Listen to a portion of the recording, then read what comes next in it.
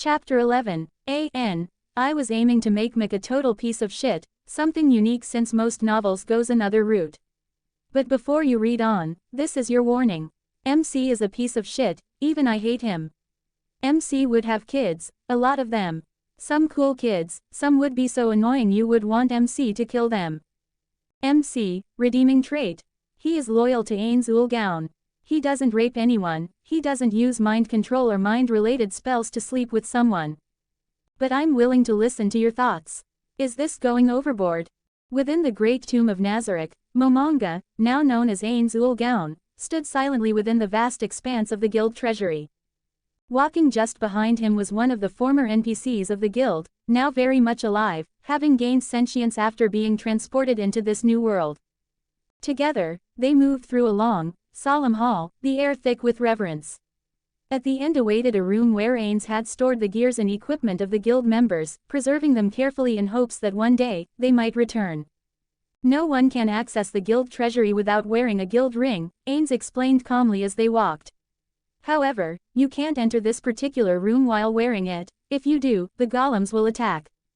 Beside him, Albedo wandered with quiet wonder, her eyes wide with childlike curiosity. She looked around as though she were an innocent girl exploring a sacred place for the first time. Everywhere she turned, she saw golems, each crafted with imposing detail and strangely familiar forms.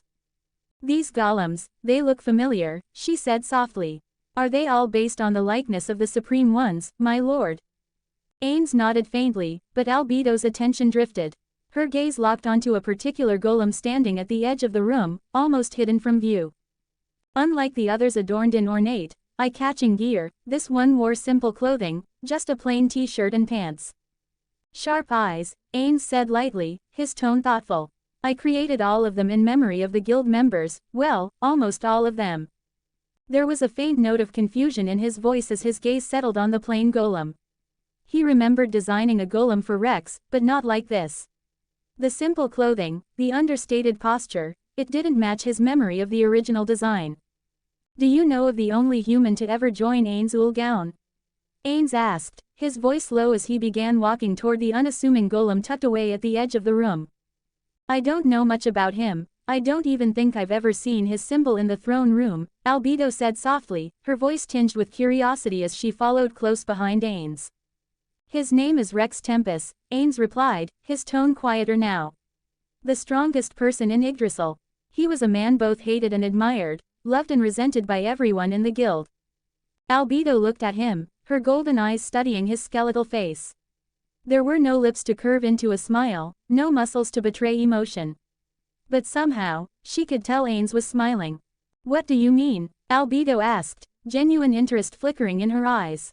Rex was someone you wanted to be around, so long as he wasn't bored, Ains said with a sigh. Because when he was bored, he'd bring chaos, just to push the feeling away. He shook his head, the memories flooding back. The pranks he and Lucy Fair pulled were legendary. Some were so bad, guild members would rage quit for days before finally logging back in. Albedo blinked, surprised by the hint of exasperation in his voice. She could almost picture the scenes playing out, mischief, frustration, and laughter, all sparked by one man's desire to stay entertained. But when he wasn't bored, Ains continued, Rex was someone who was meant to become the guild master. When Ain's Ulgaun was still just a clan, it was Rex and Touch Me who led it. And with Rex's overwhelming strength, it was only natural that he would take the lead. But he refused. He didn't see himself as a leader, instead, he chose me. Ains's tone was calm, but there was a quiet weight behind the words. When everyone else began to drift away, Rex was never like the others. He didn't quit the game, instead, he chose to explore the true depths of Yggdrasil. We tried to join him, but the places he went weren't meant for anyone else. And so, Rex went alone. Bit by bit, Ains added, the other guild members began to leave too. Albedo stood silently, her expression unreadable. A part of her wanted to blame Rex, to think that he had triggered the chain of events that led to the Supreme Being's disappearing. But she didn't dare voice that thought. Not with Ains speaking of him with such quiet reverence. Some of the guild members gave me their gear, Ains said quietly, looking around the chamber.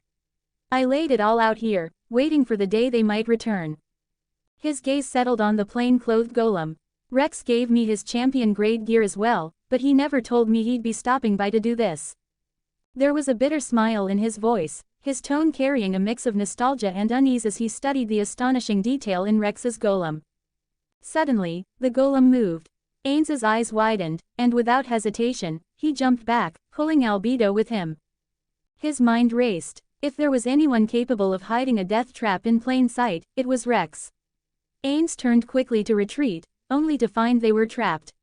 He couldn't escape. Rex! Ains shouted in frustration, his voice echoing through the vault. To think he might die in this new world, because of a prank from Rex. What he wouldn't give to just punch that annoying bastard, just once. Before he could say more, the statue began to rise into the air, its form glowing faintly as it floated above them. So, you seek to use the treasures I left behind, Momonga. The golem spoke, its voice calm but mocking, wearing a cocky smirk that mirrored Rex's perfectly. Ains froze. Of all the things he had anticipated, this was not one of them. I have stored a total of 5 world items within this golem, the construct declared, raising its hand as 5 radiant artifacts appeared, floating above it like a halo of untold power. Both Ains and Albedo instinctively took a step back, eyes wide with disbelief. This was beyond shocking. The guild Ains Ulgaun was known to possess 11 world-class items, 12 if they counted the XP-storing glove Rex had kept for himself. To think there were 5 more hidden away, secretly stored in a single golem. It defied reason. While most guilds were lucky to possess 2 or 3 world items at most, they had so many more, and didn't even realize it. Ains stared at the 5 world-class items, and as they hovered in the air, their information flooded into his mind. There was a book, one that allowed its user to transform into any being it had recorded. A staff crafted for necromancers, that could summon undead at will, storing them away like soldiers awaiting command. Even more terrifying, it could resurrect enemies as both physical and spiritual undead, bound to the wielder's will. And the list went on, each artifact holding game-breaking abilities. But sadly, none of them had the power to remove mind control caused by another world-class item. That fact alone caused a shadow to pass over Ains's heart. These 5 world-class items are not for you to take, the golem declared with a mocking smile, its tone laced with satisfaction. They've been programmed into the guild itself. They will only be released if the guild is in true danger. It paused for effect before adding, Shaltyr's mind control incident doesn't qualify. A side effect like that isn't enough to trigger the release conditions. Ains clenched his fists, irritation rising. How do you even know about Shaltyr? He demanded. And what exactly would meet the requirement for these world-class items to be used? The golem didn't answer immediately, only continued to grin as if enjoying Ains's frustration. Rex granted me the ability to observe many things happening within the guild, the golem replied with a smirk. The moment Shaltyr's name turned red, I saw it. In fact, I was the first to witness what truly happened. As it spoke, the golem raised its hand and produced a 6th world-class item, an artifact that allowed its wielder to view distant events. A glowing screen appeared in the air. On it, Shaltyr stood clad in crimson armor, alone in the middle of a desolate plain. And then, without warning, a white-haired man appeared, walking lazily toward her, his presence impossibly casual. The golem's glowing eyes widened in shock. Even Ains took a step closer, eyes locked on the image. There was no mistaking it. It was Rex. And no, that's not my master. The golem roared, its voice trembling with rage. Who dares take on the appearance of my lord? Its eyes locked on the name floating above the newcomer's head, Michael Tempest. But then, the golem froze. Tempest. The same last name as Rex. A chill ran through the chamber. Shaltyr may have been under mind control, the golem continued, its tone shifting to urgency, but she wasn't given any direct orders. I deemed her no threat to Nazarick. But this newcomer, the questions he raises are far too great to ignore. For the sake of the guild, take them all. With that, it extended its hand and handed all 6 world-class items to Ains, its posture rigid and alarmed. The shift from mocking confidence to anxious resolve was unmistakable. Let's go. Have all of the floor guardians prepare to mobilize, Ains commanded, turning and walking away without a second thought. But his mind was already racing. He thought back to Rex, to the man's life back on Earth. It was no secret among the guild that Rex was notorious for having over 100 children from different mothers, spread across countless relationships. Now, Rex was in this world. And Ains had to prepare for the worst-case scenario. If Rex had been here long enough, then Rex might have an army of children. They may be powerful, and worst of all, they might not be allies of Nazarick. So, you're the monster that killed that old hag, Michael Tempest said with a relaxed smile, casually circling around Shaltir. This was no ordinary man, this was Michael Tempest, the trump card of the slain theocracy and the son of Rex Tempest. And from the way he carried himself, it was clear he had the power to back it up. He paused, glancing around as faint pulses of magical energy lit the air. Teleportation spells, dozens of them, flared to life. In the blink of an eye, Michael found himself surrounded by an army. And at the center of it all, leading the force, was a skeletal figure, cloaked in authority. I can't escape, Michael thought with a frown, instantly sensing that space had been sealed. His sharp eyes swept over the enemies surrounding him. There was a bug-like humanoid with 4 arms and icy blue chitin, a demon with a long, spiked tail twitching in anticipation, and a towering black knight standing at the side of a skeletal figure, clearly the one in command. Michael took a slow breath, a single bead of sweat rolling down his temple. I'm Michael of the Baharuth Empire, he said calmly, though his voice carried tension. I'm guessing, I'm standing before players. Do you know the name Rex Tempest? Ains Ulgaun asked, his voice cutting sharply through the air. Why yes, Michael replied, eyes wide in disbelief. How do you know my father? With those words, the atmosphere shifted. The battlefield fell into absolute silence. Even the wind seemed to be still. Ains studied Michael closely, his mismatched eyes, one blue, the other white, stood out immediately. He looked young, no older than 20. Which could only mean one thing. Rex had been in this world for at least 2 decades. Where is Rex? Ains asked, unable to hide the excitement in his voice. It slipped through, raw and unrestrained. I don't know, Michael said softly. He met my mother 20 years ago, promised her the world, then vanished after spending a single night with her. She was left heartbroken, and I've been trying to find him ever since. Ains let out a quiet sigh, disappointment clear in his voice. That sounds just like him. Rex, Ains began, but suddenly paused. Before his eyes, Michael's clothing shifted, replaced by a world-class item that instantly activated, its power directed straight at Demiurge. The demon moved quickly, raising his defenses. But nothing happened. The effect fizzled. Demiurge's own world-class item had completely nullified the incoming ability. Boom. In the same moment, Albedo, clad in sleek black armor, moved like a blur, intercepting Shaltir's lance just as it was about to strike Ains, who had been momentarily caught off guard by Michael's sneak attack. He used the world-class item to draw our attention to Demiurge, while he completed the mind control on Shaltir. I was careless, Ains thought bitterly, rage simmering beneath the surface. He clenched his fists, trying to steady his voice. Rex is a member of my guild, Ains said slowly, eyes locked on Michael. As his son, I don't want to fight you. But even as he spoke, his gaze flicked to Shaltir, now standing beside Michael, her expression twisted into a cold, mocking grin, one aimed directly at him. Then it's only fitting that you die as I channel the power gifted to me by that deadbeat. Michael laughed, his voice dripping with venom. At those words, Ains gave the signal, ordering all of Nazarick's forces to attack Shaltir with lethal intent, while he stepped forward alone to face Michael. Come at me, Michael taunted with a mocking grin. But Ains didn't respond. Instead, he rocketed into the sky, his skeletal form rising like a black specter. With a wave of his hand, he summoned a flurry of arrows, firing them toward what seemed like empty air. Then, suddenly, they froze mid-flight. Michael appeared, the spell he cast, his hide himself fading. He had been fleeing, not attacking. Still, Ains's arrows paused, unable to touch Michael. How? Michael cried out, his expression twisted in horrified disbelief. Ains hovered above, eyes glowing coldly beneath his skeletal helm. So, you even have Rex's magic, he said with a sharp snort. His tone dripped with disdain. The more he watched Michael, his fear, his attempts to flee, the more disgusted he became. Rex, who had always charged headfirst into danger without hesitation, had fathered this. This cowardice was a disgrace to the name Tempest. Wait, I was just following orders. I can tell you where my father is. Michael cried out desperately, just as Ains prepared to unleash his next spell.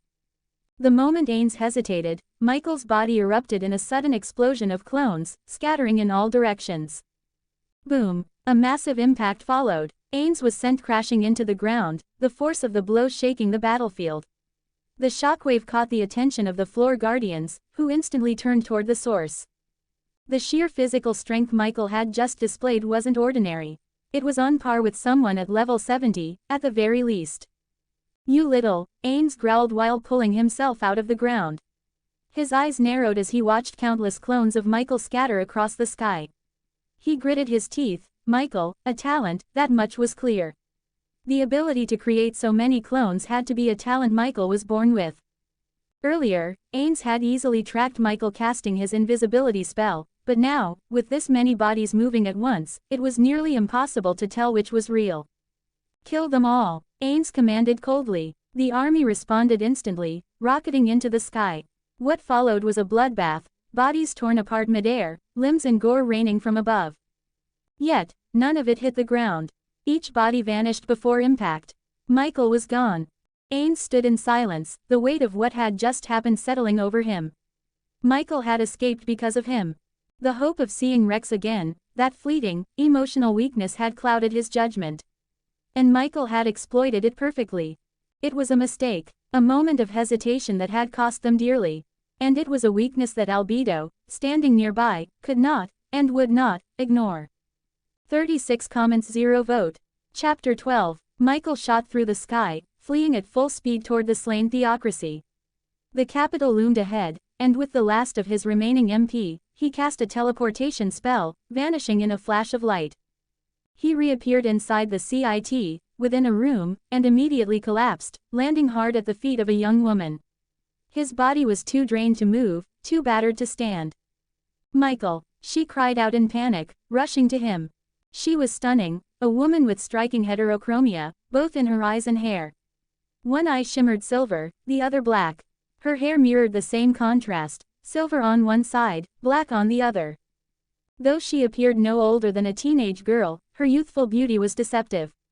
In truth, she was over 60 years old. "Mommy," Michael whispered, his voice trembling as he looked up at his mother, Anteline. Tears welled in his eyes, but he quickly wiped them away, steeling himself as he began recounting everything.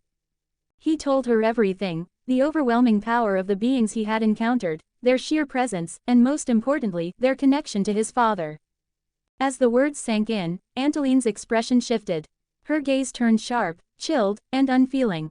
The moment she heard that these new threats were tied to that man, the one who had vanished from her life so long ago, her blood ran cold. The name Rex Tempest stirred old wounds, and now, new fury. "Go rest," Anteline said softly, brushing a hand over Michael's hair. "I will see to it that they are erased." With new players appearing in this world, things were bound to become chaotic. And if they were even remotely connected to Rex, then action had to be taken swiftly.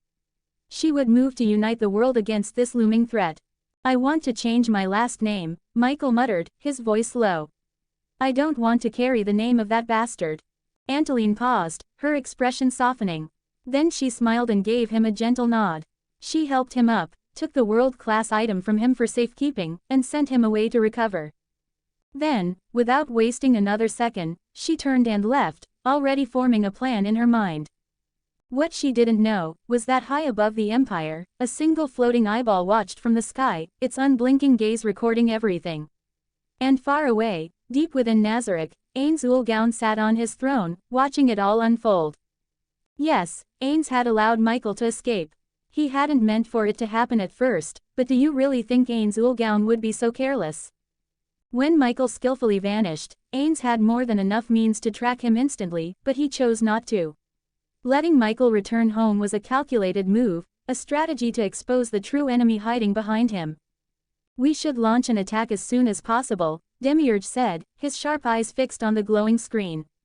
His voice was unusually tense. "Michael must be under the influence of that world-class item. We should bring him here. Players have entered this world before us.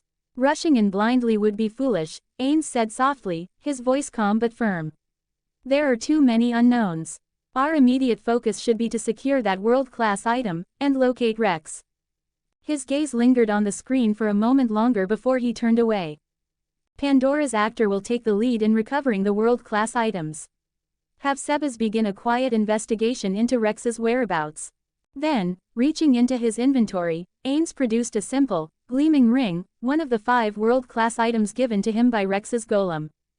Deliver this to Sebas, he said, holding it out. I won't allow another incident like what happened with Shaltir. This is the Ring of Peace. Wearing this ring, no one would be able to willfully wish the wearer harm. The effect was subtle yet absolute. Those who saw the bearer would instinctively feel no desire to attack, as if all aggression were gently washed away. In the game, this item had a powerful function. It would nullify combat, rendering both allies and enemies unable to fight in the presence of the wearer.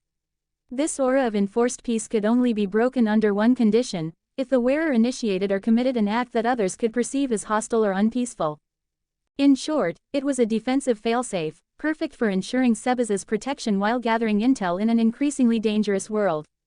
Pandora's actor would, of course, receive his own world-class item, ensuring his effectiveness in the mission ahead. With roles assigned, everyone moved swiftly into action. As for Ains, he returned to his public persona, Momin, the Raven Black hero, blending once more into the world. Hours later, beneath the veil of night, a shadow moved swiftly through the trees. A ninja, silent and quick, leapt from one branch to the next, his figure barely visible in the moonlight. Behind him, an entire unit of ninjas followed in flawless coordination. Their speed was extraordinary, effortlessly bypassing traps, detection wards, and layered alarms set around the slain theocracy. They were a ghostly wind through the night, unseen, unheard, and moving with one purpose: infiltration. At the front of the group moved Pandora's actor, currently disguised as Nishikianrai, one of the founding members of Ains Ul Gaon and the undisputed master of stealth within the guild. With practiced movement, he formed a rapid series of hand signs, signaling the other ninjas to split up and execute their roles. Silent acknowledgements followed as the group dissolved into the night, fanning out like shadows on the wind. Thanks to his unique abilities, Pandora's actor could transform into any member of the guild, even Rex himself. When transformed, he gained 80% of their stats, along with access to all of their spells and abilities, a terrifying level of mimicry. The only limitation: he couldn't use super-tier spells. But even that weakness was deceptive. Because Pandora's actor had the means to bypass that limitation. Pandora's actor slipped into the castle with unmatched stealth-level capability, weaving through shadows and blind spots until he reached his destination, an ornate meeting chamber deep within the heart of the fortress. Inside stood Anteline, poised across from a gathering of cardinals, locked in the middle of a tense discussion. Once, Anteline had shown no interest in politics. She had remained detached, uninvolved in the theocracy's inner workings. But that had changed. It all changed the moment a certain bastard filled her heart with false hope, only to vanish and leave her broken. Now, she stood at the center of the political web, commanding attention and fear in equal measure. The world-class item wasn't currently in her possession. It had been sealed within a secure storage box, awaiting transfer to the treasury. But there was a problem: they had yet to find someone compatible enough to wield it. "What are we going to do?" one of the cardinals muttered, frustration etched across his face. "Rex is someone not even the dragons dare to offend, let alone us." The tension in the room spiked, but another cardinal calmly raised his voice, the one assigned to monitor Rex's movements. "From the information I've gathered, Rex should be dead," he said, drawing a wave of stunned silence. Roughly 25 years ago, a massive tornado appeared in the Dolar Desert. Those who were there to witness the phenomenon reported seeing a white-haired man standing at the center, right in the eye of the storm as it formed. He paused for effect, then added, "This information only reached me a few months ago. I'm still investigating, but the signs are troubling." In the shadows, Pandora's actor froze mid-step as he approached the box holding the world-class item. The mention of Rex had caught him off guard. He hadn't expected to hear such a lead. The Dolar Desert was infamous for its bizarre, unrelenting tornadoes, an anomaly that baffled even the most skilled mages. Over the years, countless expeditions had been launched to explore it. Each time, the area seemed completely ordinary, just a vast stretch of sun-scorched sand with nothing remarkable in sight. But then the storms would come. Because their occurrences could be predicted down to the day, adventurers and researchers had tried waiting in the storm's projected eye, hoping to uncover whatever secrets lay within. None of them ever returned. Others had tried approaching from the sky, hoping to bypass the storm's fury. They vanished too. And now, to hear that a white-haired man was seen standing within the storm's eye. He was, of course, shocked. The tornado in the Dolar Desert appeared once every 30 years. When it last came, Rex had gone there, waiting calmly in the eye of the storm. And like everyone before him, he had vanished. So, he's gone, Anteline whispered, her voice barely audible. She stared down at her open palm, her fingers curling slowly into a trembling fist. The thought that she hadn't been the one to kill that bastard cut deeper than she expected. Years ago, she'd been sent to eliminate Rex, armed with the best her people could offer. But in the end, Rex defeated her with terrifying ease, without even trying. But Rex didn't kill her. Instead, he offered her the world. He spoke earnestly, promising a life away from the slain theocracy, offering her a future as simple as it was free. He told her they could live as farmers or wander the world as travelers. He didn't care, so long as they were together. Because in that moment, he said, she meant everything to him. And she believed him. They shared a night so vivid, so tender, that she could still recall every second whenever she closed her eyes. But she also remembered what came after. The next morning, Rex was gone. She searched far and wide, desperate for answers, only to uncover others, women like her, deceived by his honeyed words, left behind with nothing but shattered trust. She had never hated anyone more in her life. To give someone her heart, her trust, her everything, only to be abandoned. It was a cruelty so sharp, she wouldn't wish it upon her worst enemies. And then, came the day she discovered she was pregnant. At first, she didn't know what to do with the child growing inside her. Part of her wanted to erase any trace of him, to forget the betrayal. But another part, one she didn't speak of, hoped that maybe, just maybe, Rex would return once he learned he was a father. But he never did, he never came back. And so, slowly, painfully, she turned her heart away from that hope and focused on something more real, on becoming a mother. She fell in love with her baby boy. With every laugh, every cry, every quiet moment, he became her world. She poured every drop of love she had into raising him, doing everything in her power to give him a brighter future than hers. She even clawed her way up through the ranks of the slain theocracy, gaining power not for herself, but for him. We can't say for certain, one cardinal said, glancing toward Anteline with a conflicted expression, but it seems like it. His gaze then shifted toward another cardinal, an older woman who had remained silent. Her eyes shimmered with the same pain. She, too long past her prime, had once fallen for Rex's honeyed words. And now, as both women sat in silence, their eyes began to water. Not from grief over his death, but from the cruel truth that they would never get the chance to watch him die. We should, Anteline began, but then stopped cold. Her eyes widened as she suddenly came back to her senses, scanning the room with growing alarm. "Where is the box?" she asked sharply. Everyone turned at once to the pedestal where the world-class item had been stored. It was gone. The moment of stunned silence was shattered by a wave of panic.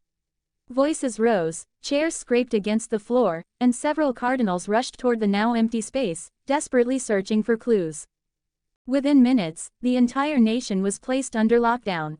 Elite guards and mages were dispatched, border surveillance was doubled, someone had just stolen a world-class item, and no one knew how. Meanwhile, deep within Nazareth, Ains sat on this throne, listening to the detailed report delivered by Pandora's actor. Dolar Desert, he muttered under his breath, narrowing his gaze. That place should have killed Rex. I've looked into the tornado, Demiurge said respectfully, standing before the throne. Its next emergence is projected to occur in 5 years. Ains nodded slowly, deep in thought. Place watchers there. I want eyes on the Dolar Desert at all times.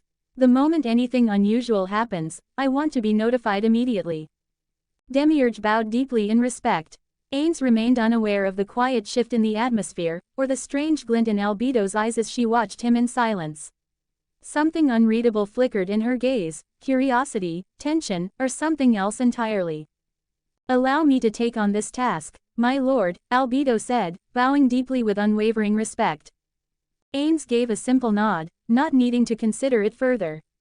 Very well, I'll entrust it to you. With that matter settled, Ains gave his next order. Shaltir was to be brought before him. Bound in enchanted chains, Shaltir Bloodfallen stood silently in front of her master. She still tried to fight back, for at the end of the day, she was no longer loyal to the guild. Using the very same world-class item responsible for her enslavement, Ains activated the countermeasure. A pulse of power surged through the chamber, and in an instant, the magic was shattered. Shaltir's body went slack, her gaze unfocused as her mind reeled. For several seconds, she simply stared. Then, as awareness returned, her legs buckled beneath her. She collapsed, trembling as the crushing weight of what she had done came rushing back to her. Tears gathered in Shaltir's eyes, the weight of guilt and horror settling deeper with each passing second. The realization of her betrayal, even if unwilling, struck harder than any punishment could.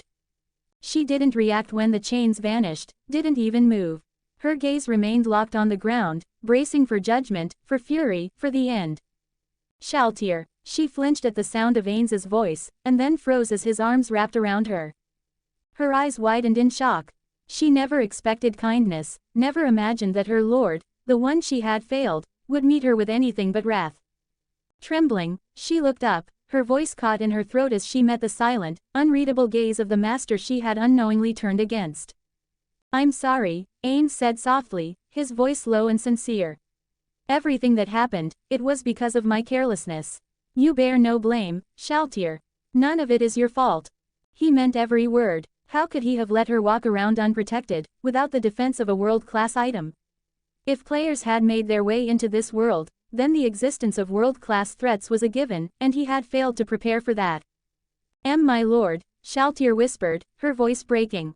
She threw her arms around him and burst into tears, unable to hold back the tide of emotion. The sobs racked her body, and for a moment, she clung to him like a lost child. Ains stood frozen, taken off guard, but after a breath, he gently reached out and began to pat her back, awkwardly but earnestly, like a father trying his best to comfort his daughter. Meanwhile, in a fractured dimension, a lone figure lingered, barely alive. A white-haired man lay drenched in his own blood, everything below his neck was gone, arms, legs, torso, all ripped away. Only his head remained, eyes burning with unwavering focus. His gaze was locked on the massive form before him, a dragon the size of an island, its body towering like a living mountain. It was the primordial dragon lord, and it was dead, well, not for long. A gaping hole in the dragon's chest had once marked its end, but now, bit by bit, flesh and bone began to stitch themselves back together. The impossible was happening, the dragon that had fallen was slowly returning to life. All around them lay a landscape torn apart by unimaginable destruction, the scars of a battle that had raged for over a dozen years. The ground was cracked and scorched, the air heavy with the residue of spells and power.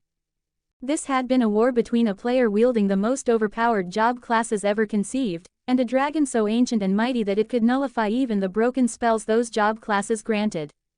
And despite all of that, neither had truly won. 13 comments 0 vote. Chapter 13 extra long chapter since I might not be updating for some time.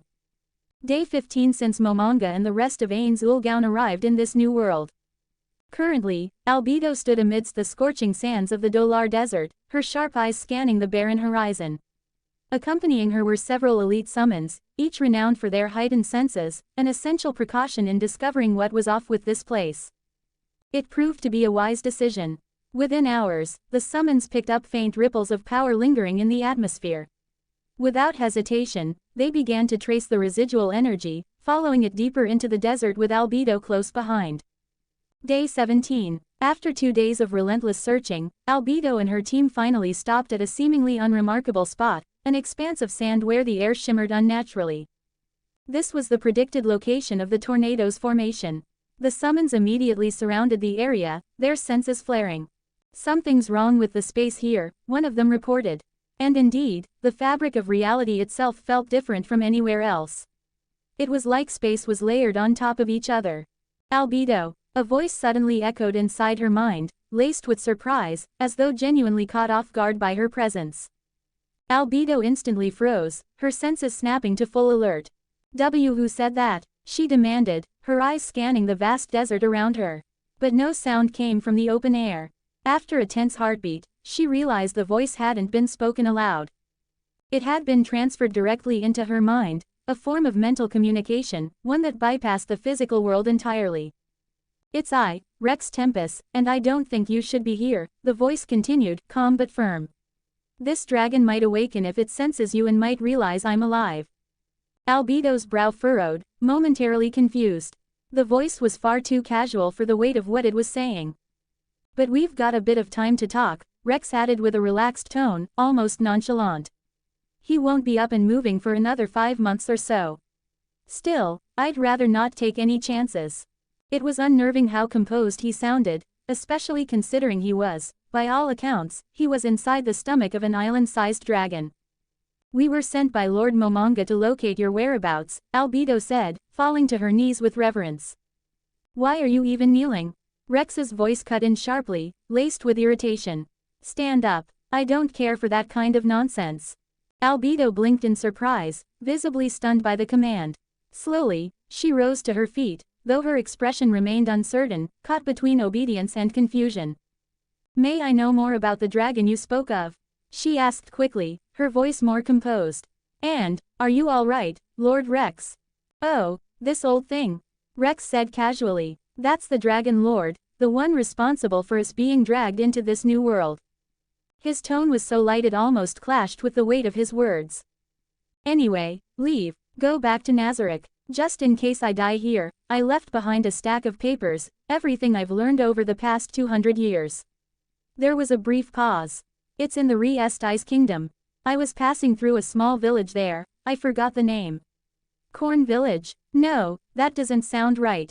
"Carne Village," Albedo offered uncertainty. "That's it," Rex said, snapping his fingers as if he'd finally recalled it. "I had the papers sealed away in a forest near Carne Village. There was some kind of powerful rat-like creature living there, so I figured the forest wouldn't vanish anytime soon. Thought it'd last long enough for me to return eventually."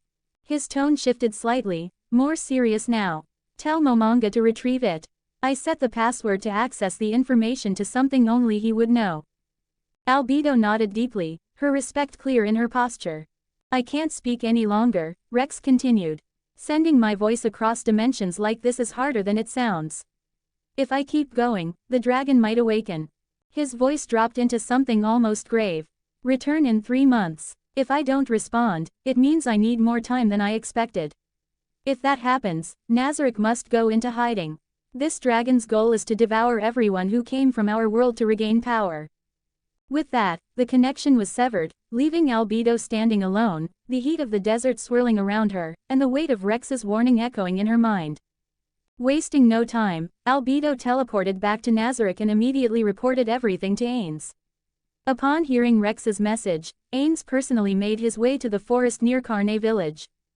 He found it strangely amusing. The very first village he had encountered upon arriving in this world now happened to be the same place where Rex had hidden something for him. Finding the treasure's location wasn't difficult.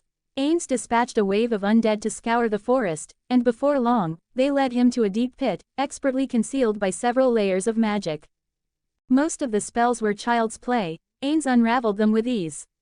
However, the final seal was different. It pulsed with a failsafe enchantment that would instantly destroy everything hidden within if tampered with carelessly. The name of the world-class item Ains Ulgaun managed to create, Ains muttered with a dry chuckle. Rex was always so careless with his passwords. Still, there was a hint of fondness in his voice.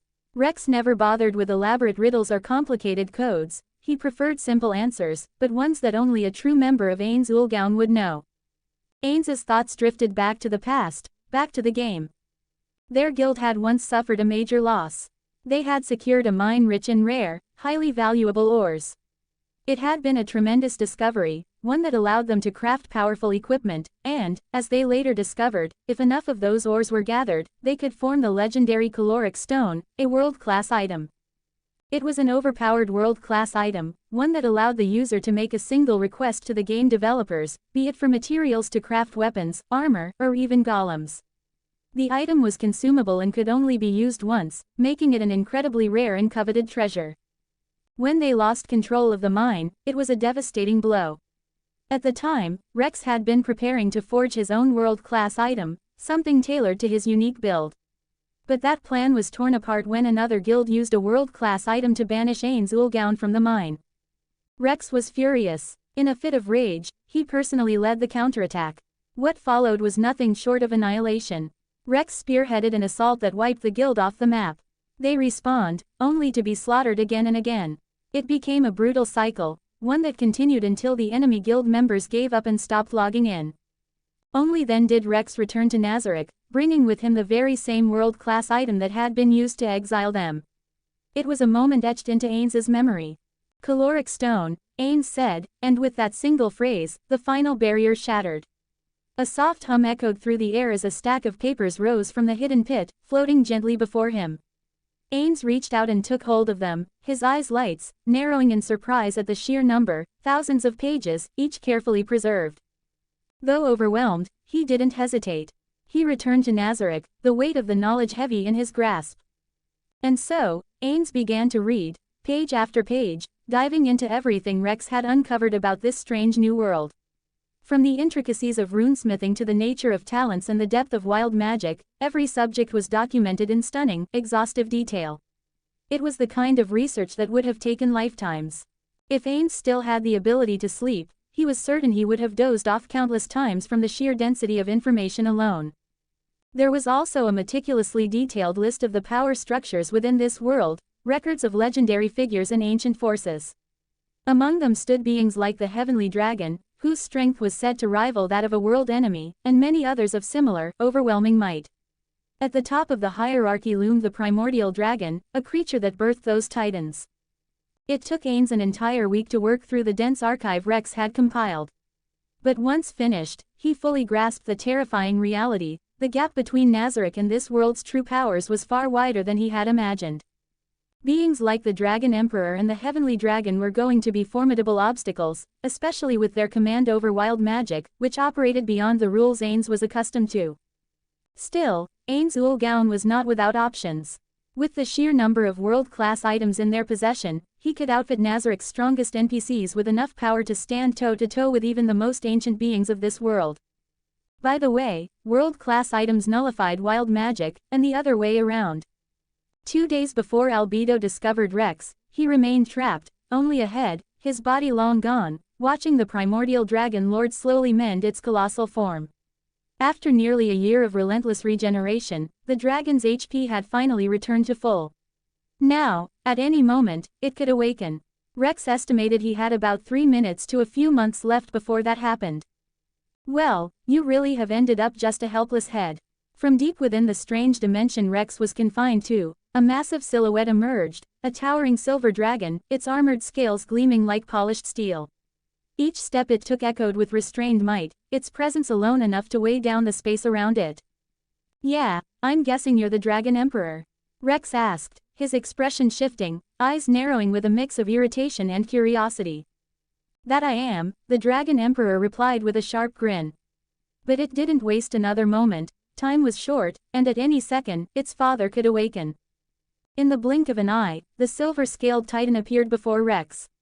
Without hesitation, it reached down, lifted his severed head with a clawed hand, and, as if Rex were nothing more than prey, devoured him whole. The Dragon Emperor had no time to convert Rex into power. His father could awaken at any moment. So, without delay, he turned toward the towering form and opened his mouth wide. A torrent of primordial magic, the very essence his father wielded, began to swirl and funnel into him. For over 20 years, he had silently observed the battle between his weakened father and the relentless human. Despite all their power, neither side had been able to land a finishing blow. The fight dragged on until both collapsed, yet while the primordial dragon lord slowly recovered with each passing year, Rex had made no effort to heal. He simply remained still, a severed head refusing to give up but being unable to do anything to regain strength. The Dragon Emperor could have acted at any time, but Rex scared him. As the strongest player, Rex was capable of pulling off the impossible, and the Dragon Emperor was certain he still had hidden cards to play. Yet for the past few years, Rex had done nothing, just watched silently as death approached. And so, the Dragon Emperor waited, unsure if it was all just a trap. As for the Primordial Dragon Lord, He had been in a semi-awakened state ever since the Dragon Emperor convinced him to leave this world for a time, suggesting he explore beyond if boredom plagued him so much. But the Dragon Lord's curiosity proved dangerous. He reached out with his primordial magic, searching the void for something, anything, that might pique his interest. What he hadn't expected was for something else to latch onto his magic. And when he pulled his power back into their world, he unknowingly dragged that something along with it. The first player had appeared 700 years ago, in front of the two. Back then, the Dragon Emperor had been quick to move, eager to slay the newcomer and claim the strange, valuable gear the human carried. To him, it seemed simple, just another fragile mortal. But this was no ordinary human. This was a player, and he entered the world wielding magic the Dragon Emperor had never encountered. Spells like Reality Slash, which bypassed durability entirely, and other overwhelming abilities that shattered the conventional rules of combat. Although the Dragon Emperor was stronger in raw power, he was unprepared for those strange techniques. He lost. He wasn't as powerful as he was today. At the time, he was nowhere near world enemy level, perhaps equal to facing 5 level 100 players at once, but against that player, it hadn't been enough. The only reason he had been losing to a single level 100 player was because that player possessed a world-class item, which completely nullified his wild magic. Forced to rely solely on his physical capabilities, the Dragon Emperor quickly found himself at a disadvantage. By the time he realized just how outmatched he was, the damage had already been done. He had suffered greatly under the unrelenting onslaught of the player's strange and overpowered abilities. He would have died that day had the primordial Dragon Lord not intervened. His father used the same primordial magic that had drawn the player into this world to forcibly send him away. Whether that player was returned to his original world or cast into another remained a mystery. Before the primordial dragon could fully awaken, the Dragon Emperor retrieved a scale he had preserved, one taken from his father at the height of his power. Without hesitation, he drove the scale deep into the primordial dragon's chest. A sharp cry of pain echoed through the dimension as his father's eyes snapped open in confusion and agony. From the embedded scale, an overwhelming surge of power burst forth, paralyzing the primordial dragon just as he was preparing to channel his magic. His colossal body trembled as the energy within him was forcefully disrupted, rendering him numb and unable to resist. What are you doing?" The primordial dragon gasped, disbelief lacing his voice. This was the son who had shielded him, the one who helped create this isolated dimension for his recovery. This was his most beloved son, he could not fathom the betrayal. But the Dragon Emperor said nothing. His expression was unreadable as he began siphoning every last drop of his father's power, ignoring the pain and shock in his father's voice. Afterward, he began to devour his own father alive. The primordial dragon couldn't truly die. As long as magic existed in the world, his essence would endure. He was a being tied to the very fabric of magic itself. The only way to truly end him was to replace him, to take his place and ascend as the new primordial dragon. And as his son, the Dragon Emperor possessed that right. It would be a long and slow process, one that demanded patience and strength beyond reason. But the Dragon Emperor didn't care. Time was meaningless to him. He had waited centuries for this moment, and he would wait centuries more if that's what it took. And so, after consuming the body of his father, he entered a deep, death-like sleep, beginning the long transformation. The journey to becoming the next primordial dragon lord had begun. Inside the primordial dragon, Rex had already regrown all of his limbs. He now sat focused, studying the strands of primordial magic, fragments he had secretly taken while the Dragon Emperor was busy stealing power from his father. Of course, Rex had known all along that the Dragon Emperor had been watching their battle. But that changed little. From the very start of the fight, the primordial dragon had stripped Rex of all his gear using his magic, leaving him to fight completely bare. Rex had relied on Apex Singularity to defend himself the moment he arrived in this dimension, using it to shield his body from the devastating spells meant to break him down into raw energy, energy intended to be consumed by the primordial dragon. He was forced to do this since he was faced with a new form of magic. That single moment had resulted in Apex Singularity being sealed away by the primordial dragon lord, something that genuinely shocked Rex. In all his time playing, only final world bosses had ever possessed the ability to seal away job classes. If Rex had known the dragon was capable of such a feat, he never would have revealed Apex Singularity in the first place. Still, even without his most overpowered class, Rex had managed to fight the dragon to a standstill.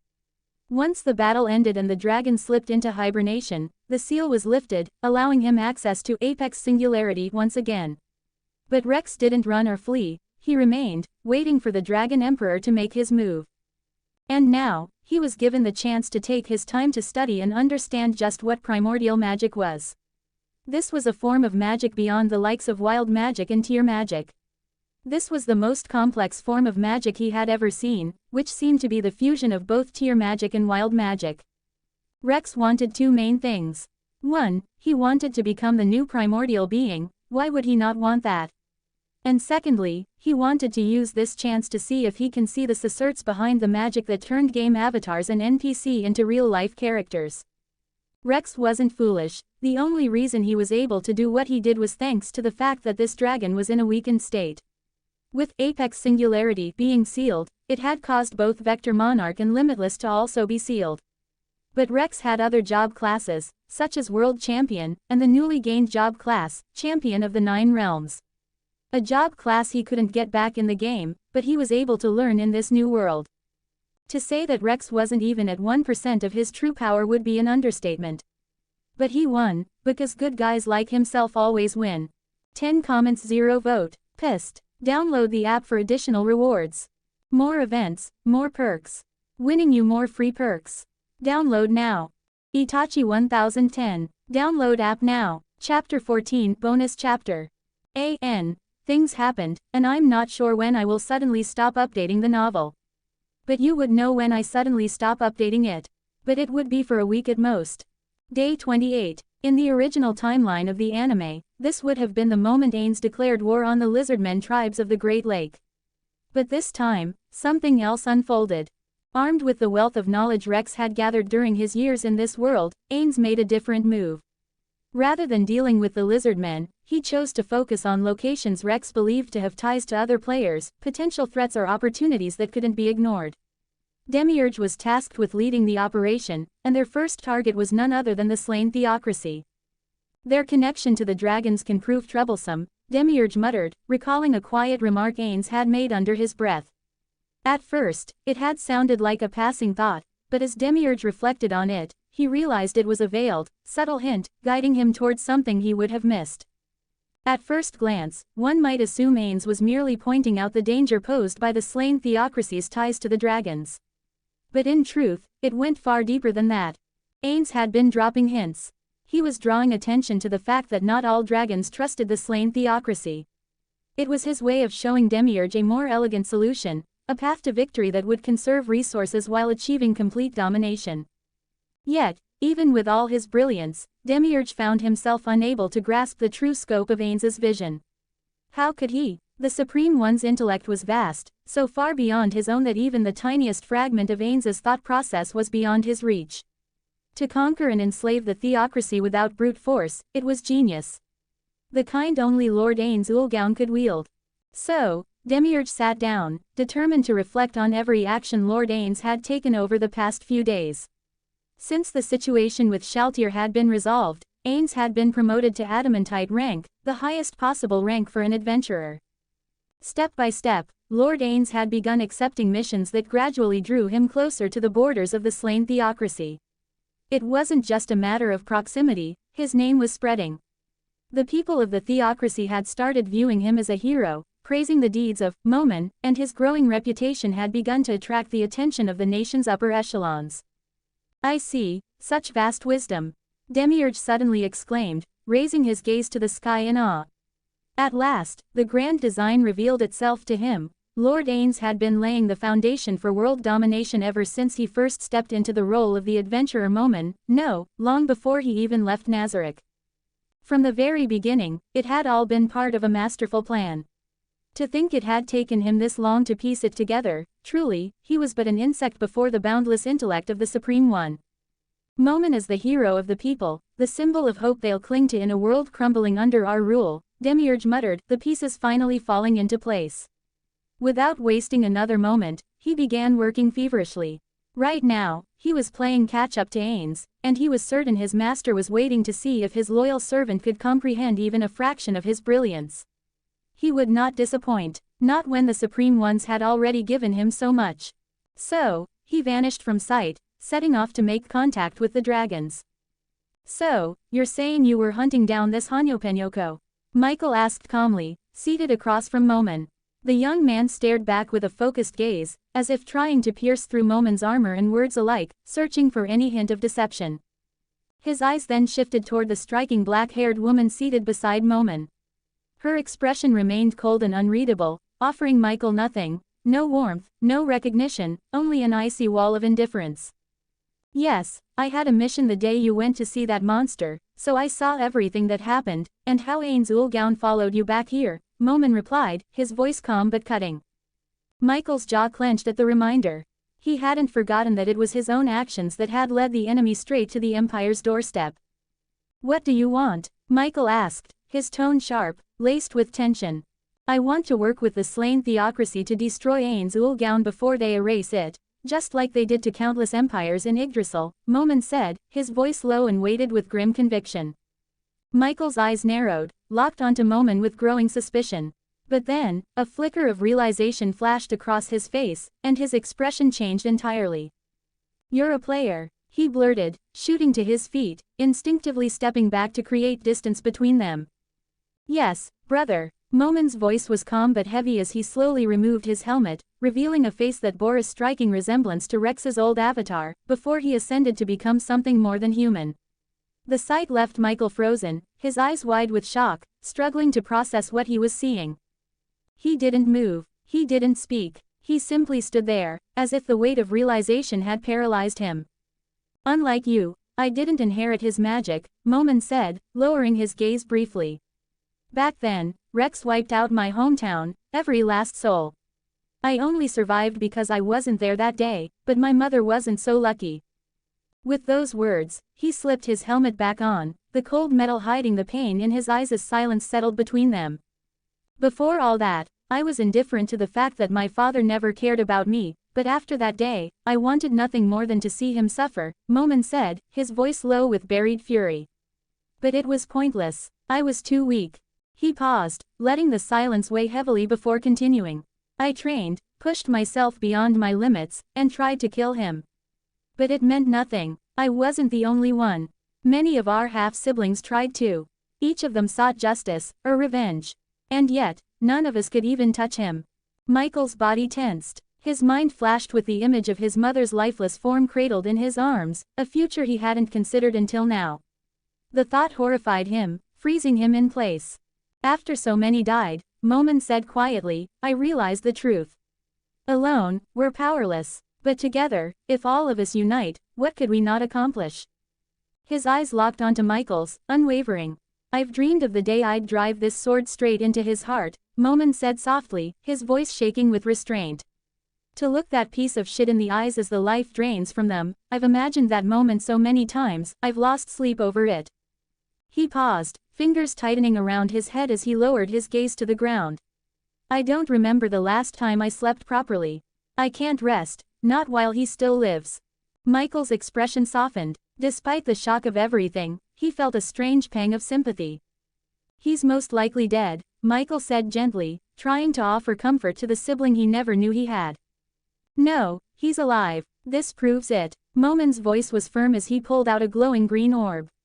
"As long as it stays green, it means Rex is still out there." He held the orb up, letting the soft light reflect in his eyes. "I created this myself. It's attuned to Rex's life force. If he were dead, it would have turned black the moment he fell." Without another word, he tossed the orb to Michael, who caught it instinctively. He narrowed his eyes, scanning the artifact with a quick spell to verify Momon's claim. The results were undeniable. The orb was indeed linked to Rex and was accurately reflecting his current condition. He was alive. Back in Yggdrasil, Rex's guild was known as an evil guild. The number of lives they took, it was in the millions, Momon said grimly. "If we don't unite our siblings, this world is doomed." Michael stood frozen, his eyes locked on the orb. His breathing grew uneven, and after a long silence, his hand slowly rose to clutch his chest. Without warning, his legs buckled.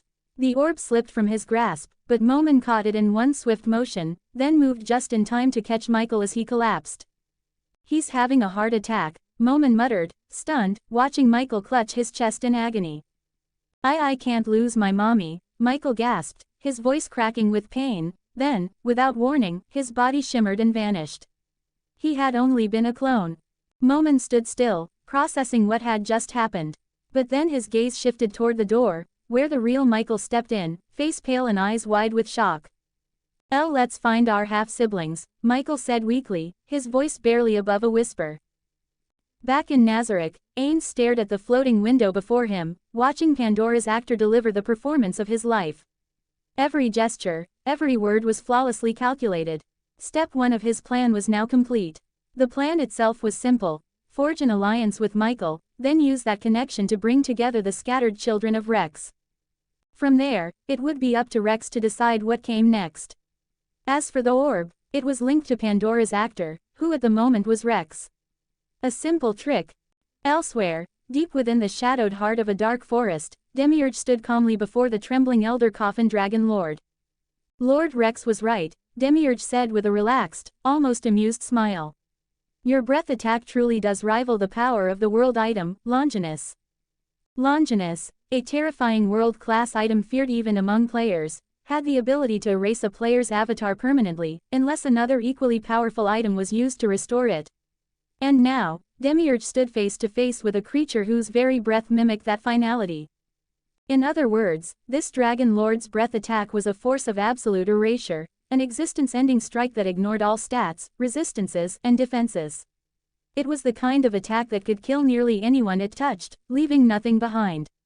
The only way to survive it was to wield a world-class item, as Demiurge did. Aura, Demiurge said with a slight smile, stepping aside, I think the dragon is willing to listen to you now. The dark elf nodded and moved forward, ready to begin the taming process. With Momin building his party of heroes, Demiurge planned to fan the flame that would have them be known as heroes worldwide. The time had come to expand Nazareth's control through more subtle, and strategic, means. 3 days later, roar. The sky above the slain theocracy trembled as the elder coffin dragon lord let out a thunderous cry. His arrival brought with it a vast sea of undead, their presence blotting out the sun. Panic erupted across the streets as magic circles flared to life throughout the city, summoning undead monstrosities that began spilling into every corner. Momin, joined by Nabe, immediately sprang into action, racing forward to protect the civilians and drive back the advancing hordes. The slain theocracy mobilized swiftly as well, deploying their elite forces to counter the invasion. But just as order began to take form, alarm spread like wildfire. More dragon lords had appeared, descending through the skies with overwhelming power. Anteline shot into the sky, her presence radiating with overwhelming force. To Momin's shock, she raised both hands, revealing a pair of swirling blue orbs. The air around them twisted and groaned as the orbs began to draw everything inward, crushing it all under the weight of infinity. She's using the spell blue, Momin murmured, watching the devastation unfold in disbelief. How is she able to do that? He asked, turning to Michael, who had just landed beside him, his expression equally stunned. Mommy, my mom has a talent, Rex called psychometry, Michael said, straightening his back as pride slipped into his voice. Around him, his clones darted like shadows through the battlefield, cutting through the undead with ruthless precision. Blood sprayed in arcs, painting the stone walls and flickering in the magical light. She can use any skill that belongs to someone by touching an item tied to them. Doesn't matter how rare or restricted it is, job class limitations are also bypassed. I see, Momin muttered, his gaze locking onto Anteline as she floated above, the spell blue warping reality around her. Buildings groaned and bent under the pressure, debris spiraling into the collapsing vortex like paper in a storm. She had everything that belonged to Rex. Every last one of them.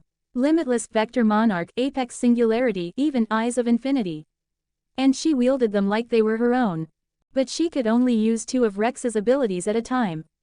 Any more than that, and it would fry her brain. That limitation, however, wasn't too bad. She relied on Eyes of Infinity for its passive, perfect MP control, allowing her to manage the overwhelming energy demand without falling apart. From Limitless she could safely wield blue, red, or purple. Those spells were manageable, requiring far fewer calculations than the others. she couldn't touch anything from Vector Monarch or Apex Singularity. Those abilities demanded thousands of real-time calculations, the kind of cognitive load only Rex could handle. Without perfect MP control running constantly, just trying to activate one of those skills would cook her brain. But as long as she had perfect MP control, she could stick to blue, red, or purple, she could fight without falling apart. That was more than enough. 9 comments 0 vote. Chapter 15. So, she held her palm high into the sky. A massive blue sphere surged to life above her, pulling the undead in like a black hole. Bones cracked as hordes were drawn into its core, yet not a single living soul was touched. It was a testament to how far she had come, how much time she had spent mastering the delicate control needed to wield blue with such precision. Only the undead were affected, their bodies twisting in agony as they were crushed by the sheer force of her spell. The sky shimmered with pressure, the air dense with power, but she remained calm, her breathing steady. But even amid the chaos, her thoughts drifted, her mind pulled away from the battlefield to a memory far more difficult to control. The day she met Rex. Boom! Anteline dropped from the sky like a thunderbolt, slamming into the ground with enough force to crater it, only to find that Rex had already moved.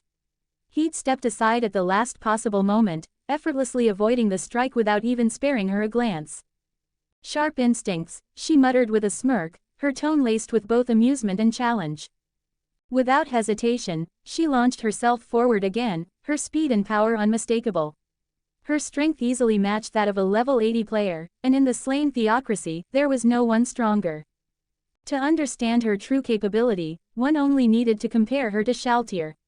Even at level 100, if Shaltir were using her standard gear instead of the scarlet armor, she would find herself on the losing end. That's how fearsome Anteline truly was. Yeah, even with such power, Rex smoothly dodged every attack while looking at her with a curious look.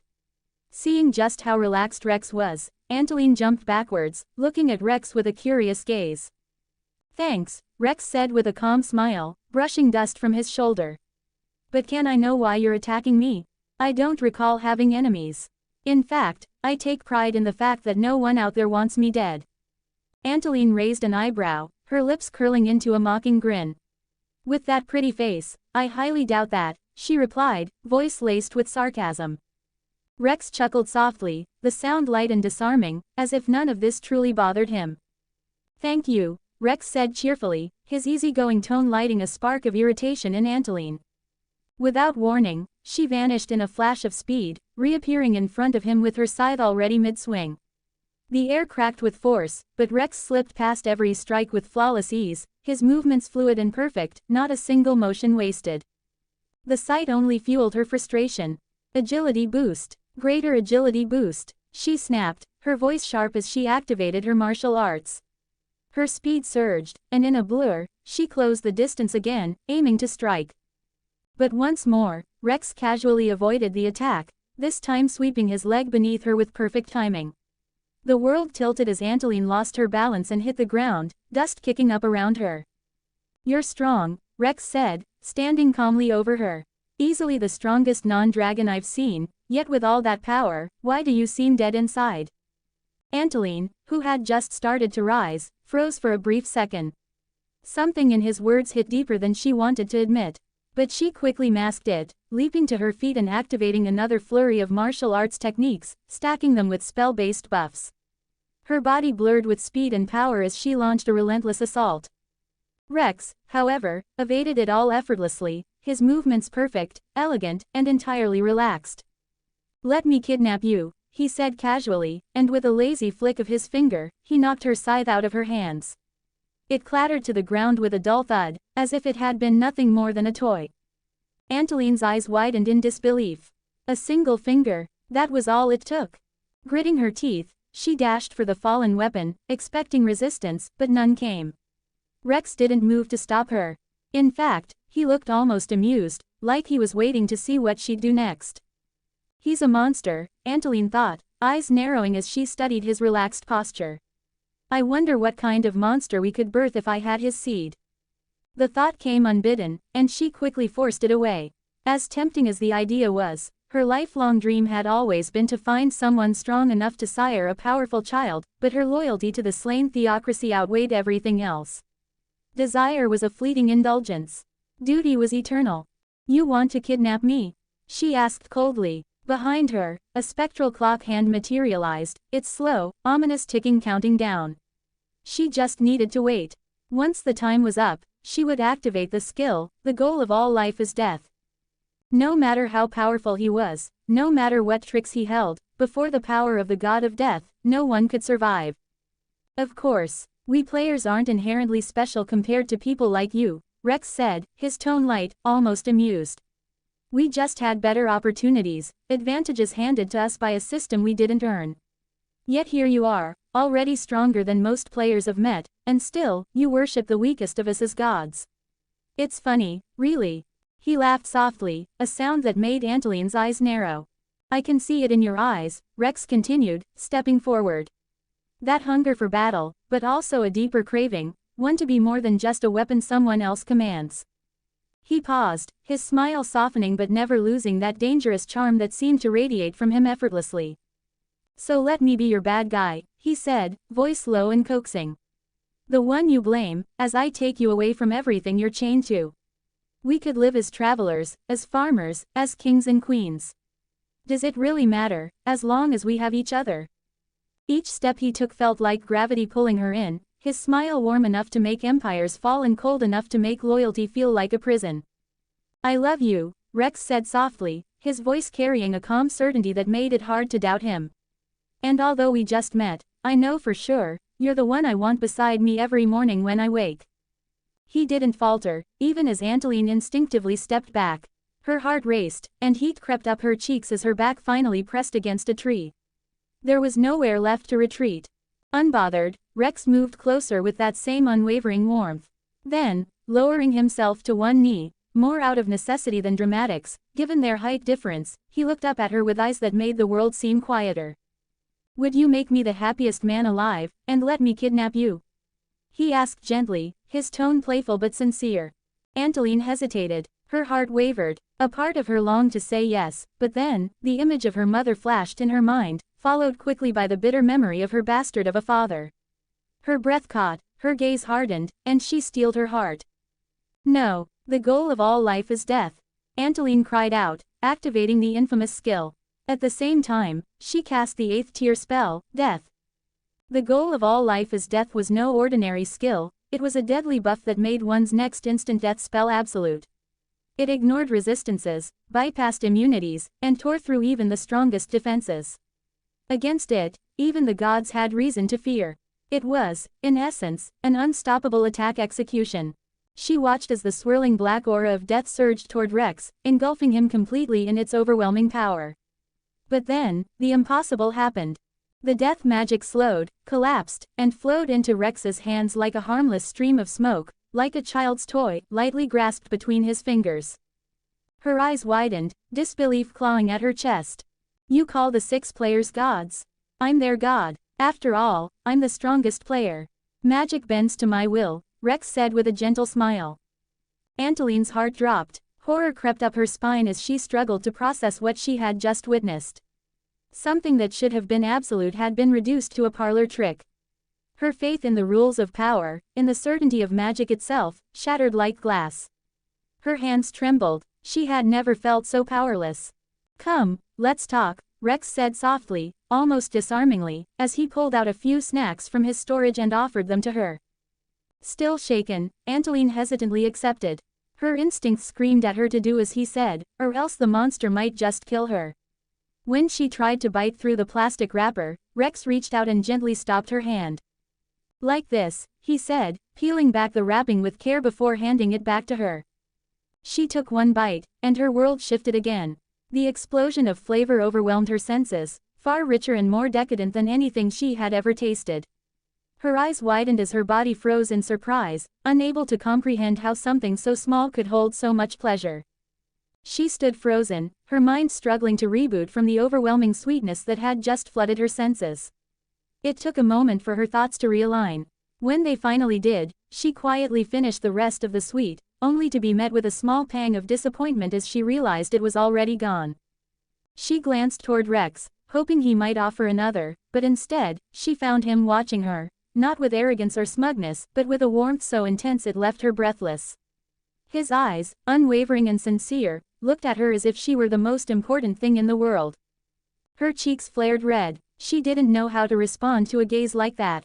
"Now you're calm," Rex said softly, his voice carrying none of the teasing bravado from before. "So we can talk. My apologies, I didn't realize how much that would affect you." "Why are you so nice?" she asked quietly, still unsure how to react to his presence, his words, his gaze, his patience. "I've walked your world for over 100 years now," Rex replied, his tone soft but heavy with experience. "And in that time, I came to see things differently. I became a pacifist. I realized how even the smallest actions can send ripples through the lives of others, and those ripples prove just how valuable every life is." His voice carried the weight of someone who had seen too much, who had chosen restraint after understanding the cost of power. "That's why I made the decision never to fight again." He paused. The silence that followed was heavy, until he added with a calm finality, "Until today." The moment those words left his lips, Anteline's body tensed. A cold chill swept down her spine. Something about his voice, gentle, but resolute, sparked a deep-rooted fear. "When you were hesitating," Rex said softly, "I saw it, hatred buried deep inside you. For a moment, you recalled something, and the anger in your eyes. I thought I will no longer hold hatred for anyone, but seeing your pain made me hate them too, without even knowing who they were." He gently reached out and took her hand. The warmth of his touch made Anteline freeze for a moment, her heart pounding in her chest as a deep blush spread across her cheeks. "My father," she said, voice barely above a whisper. "He raped my mother." The words escaped her lips before she could stop them, and she immediately felt exposed, vulnerable in a way she hadn't been in years. She didn't understand why she was saying this, why she was opening up to someone she had only met today. And yet, the moment the words were spoken, Rex's expression changed. His gentle calm was shattered. His rage erupted, not loudly, not violently, but like a silent inferno that burned behind his eyes. He was furious on her behalf. Not out of pity, but something far deeper, something personal. "That bastard dared do what to my mother-in-law?" Rex said angrily, his fury shaking the air around them. The sheer conviction in his voice left Anteline frozen, her mind blank for a second. "Mother-in-law?" Her face turned crimson. What are you saying?" she asked, flustered and wide-eyed. "What I'm saying," Rex replied firmly, his tone deadly serious, "is that I'm going to make that bastard pay. No, you're going to make him pay. This is your battle, and I'll support you in whatever way you need. As your man, it's my duty to stand with you, give you everything I have, and never let you face that darkness alone." Anteline blinked rapidly, heart racing at his words. A deep blush painted her cheeks again before she caught herself, shaking her head and trying to regain composure. "Why you're not my man," she muttered shyly, turning her head away to hide her burning face. Rex only laughed in response, clearly amused by how cute she looked in that moment, which made her want to dig a hole and disappear. He sat down beside her and casually pulled out more food from his storage. Without saying much more, the two shared a quiet meal beneath the open sky, and just like that, their first date began. Before Anteline even realized it, that night unfolded into something unforgettable, a night that would be etched into her heart forever. A night she hated, but also loved deeply, for more reasons than one. That day, she had opened herself up to someone, completely. She gave Rex her trust, her heart, everything. But the next morning, when she woke to find he had vanished without a trace, the weight of reality hit her like a hammer. She meant nothing to him. Just another woman he spent the night with and then moved on from without so much as a goodbye. She was crushed. She had never cried like that before, never known a pain so raw and consuming. The betrayal cut deeper than any wound she'd ever endured. For days, she felt like she was drowning, gasping for air under the weight of emotions she couldn't push away. Weeks passed. She told herself it was possible to forget. Little by little, she forced Rex from her thoughts. The nights were still hard. Memories of that blissful night haunted her like a ghost, but she began to train herself to forget, bending her will like a blade until even her memories dulled. And it was working. Rex was becoming nothing more than a mistake. A betrayal. A fleeting regret. That is, until she found out she was pregnant. It was cruel, unforgivably so. She wasn't even allowed the mercy of forgetting that bastard. She hated herself for it.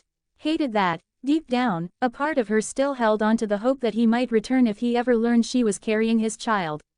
She despised the way her carefully built wall of indifference had shattered in an instant. All the effort, all the pain she'd buried, it meant nothing now. And she hated that her baby boy looked just like him. The same eyes, the same smile, the same look that appeared when their gazes landed on her. How they looked at her like she was the only thing in the universe. Every time she looked at her child, she saw Rex, and it tore her apart. Even now, standing in the face of a dragon lord, with danger all around her, she found herself wishing that Rex would appear out of nowhere, smile like he always did, and kidnap her like he once promised. 12 comments 0 vote. Chapter 16, A.N.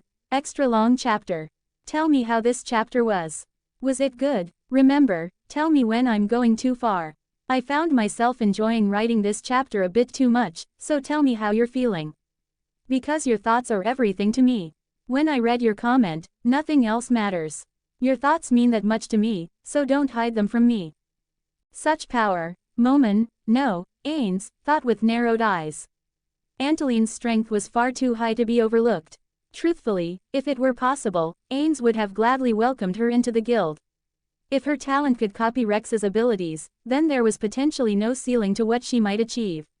She was a resource too valuable to leave unchecked. The Elder Coffin Dragon Lord's gaze locked onto Anteline.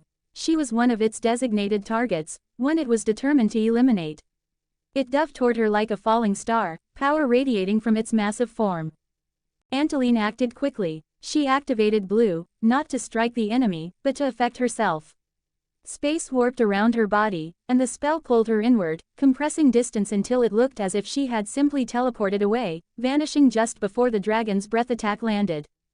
She is fast. The Elder Coffin Dragon Lord narrowed its eyes, flapping hard to the side just in time to dodge a crimson orb that tore through the air toward it. The orb, red, unleashed a violent force, repelling everything around it. Unlike blue, which pulled space and matter inward like a black hole, red had the opposite effect. It was as if the weight of infinity itself was erupting outward, distorting the air and cracking space along its path. Anything caught in its range would be annihilated without question. That orb is pushing even space away.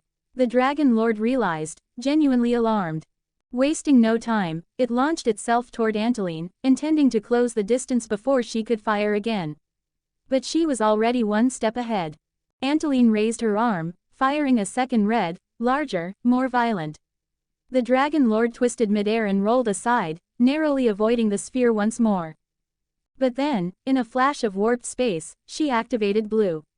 It pulled her forward, launching her in front of red. The Dragon Lord's eyes widened as he watched Anteline manipulate the red orb flying ahead of her, guiding it into the swirling pull of blue. In an instant, the two forces began to merge, compressing violently into a single unstable sphere. Purple. Anteline's face twisted with effort as she fought to maintain control of the fusion. Her mana surged, skin shimmering with strain. She didn't hesitate. With a flick of her arm and a scream of willpower, she hurled purple directly at the Dragon Lord. He flinched and darted aside, but it was pointless. The unstable nature of purple, the fusion of attraction and repulsion, meant it didn't need to land directly, it was a bomb. Boom! The sky split apart with a thunderous explosion that shook the heavens. Waves of purple light shattered across the battlefield, and even Ains, watching from a distance, narrowed his eyes in awe. Impressive, he thought. Anteline's attack rivaled the force of a super-tier spell cast by a level 100 player. And she had achieved that while being equal to only a level 88. It was a testament not just to her mastery but to how absurdly overpowered Rex's job classes truly were. Well, this can't be, Anteline breathed heavily as she landed on the scorched ground. Her knees buckled slightly from the strain, but her instincts snapped her upright when she heard a calm, unfamiliar voice echo from above. She looked up and froze. A masked man floated in the air, hovering effortlessly. He wore a dark, tailored suit that contrasted sharply with the bat-like wings extending from his back. His tail swayed behind him, long and whip-like, and sharp, pointed ears poked through his black hair. He stood in front of the wounded Dragon Lord, shielding it like a guardian. "Mommy, that's the man working with Father's Guild." Michael's voice cut in as he rushed to her side, eyes locked on the floating figure. Hearing that, Anteline's gaze darkened. Her breath slowed, and her eyes grew cold, deathly cold, as she stared up at the intruder. Child of the Supreme Ones, I thank you for leading us back to the world item the slain theocracy held, Demiurge said with a calm, respectful tone. You've granted us a fighting chance. Your actions have truly pleased the Supreme Ones. With that, Demiurge bowed deeply to Michael, showing sincere reverence to the one who carried the blood of the gods he served. Anteline wasted no time. She swiftly pulled Michael behind her, her arm shielding him as she glared at Demiurge with narrowed eyes. She wasn't surprised that Demiurge had emerged unscathed from the earlier explosion. After all, the blast had only wiped away Purple's true ability, its erasure down to the atomic level. What remained was just an overwhelming detonation. Demiurge had no need to worry about the residual force. Her stats, no matter how refined, didn't come close to matching his. Adding the gear and skills, well, it was clear to see why Demiurge wasn't bothered much by her attack. Her plan had been simple: catch the Dragon Lord off guard and kill it, or at the very least, leave it on the brink of death. And by all accounts, it should have worked. The Dragon Lord had been vulnerable, wide open from the surprise attack. What she didn't expect was Demiurge's sudden appearance, shielding the beast in the final moments. Without his interference, the Dragon Lord would have been crippled, if not outright dead. Anteline's eyes blazed with fury as she locked her gaze on the demon. What do you want? She asked coldly, every word dripping with venom and restrained rage. Simple, Demiurge said with a wicked grin.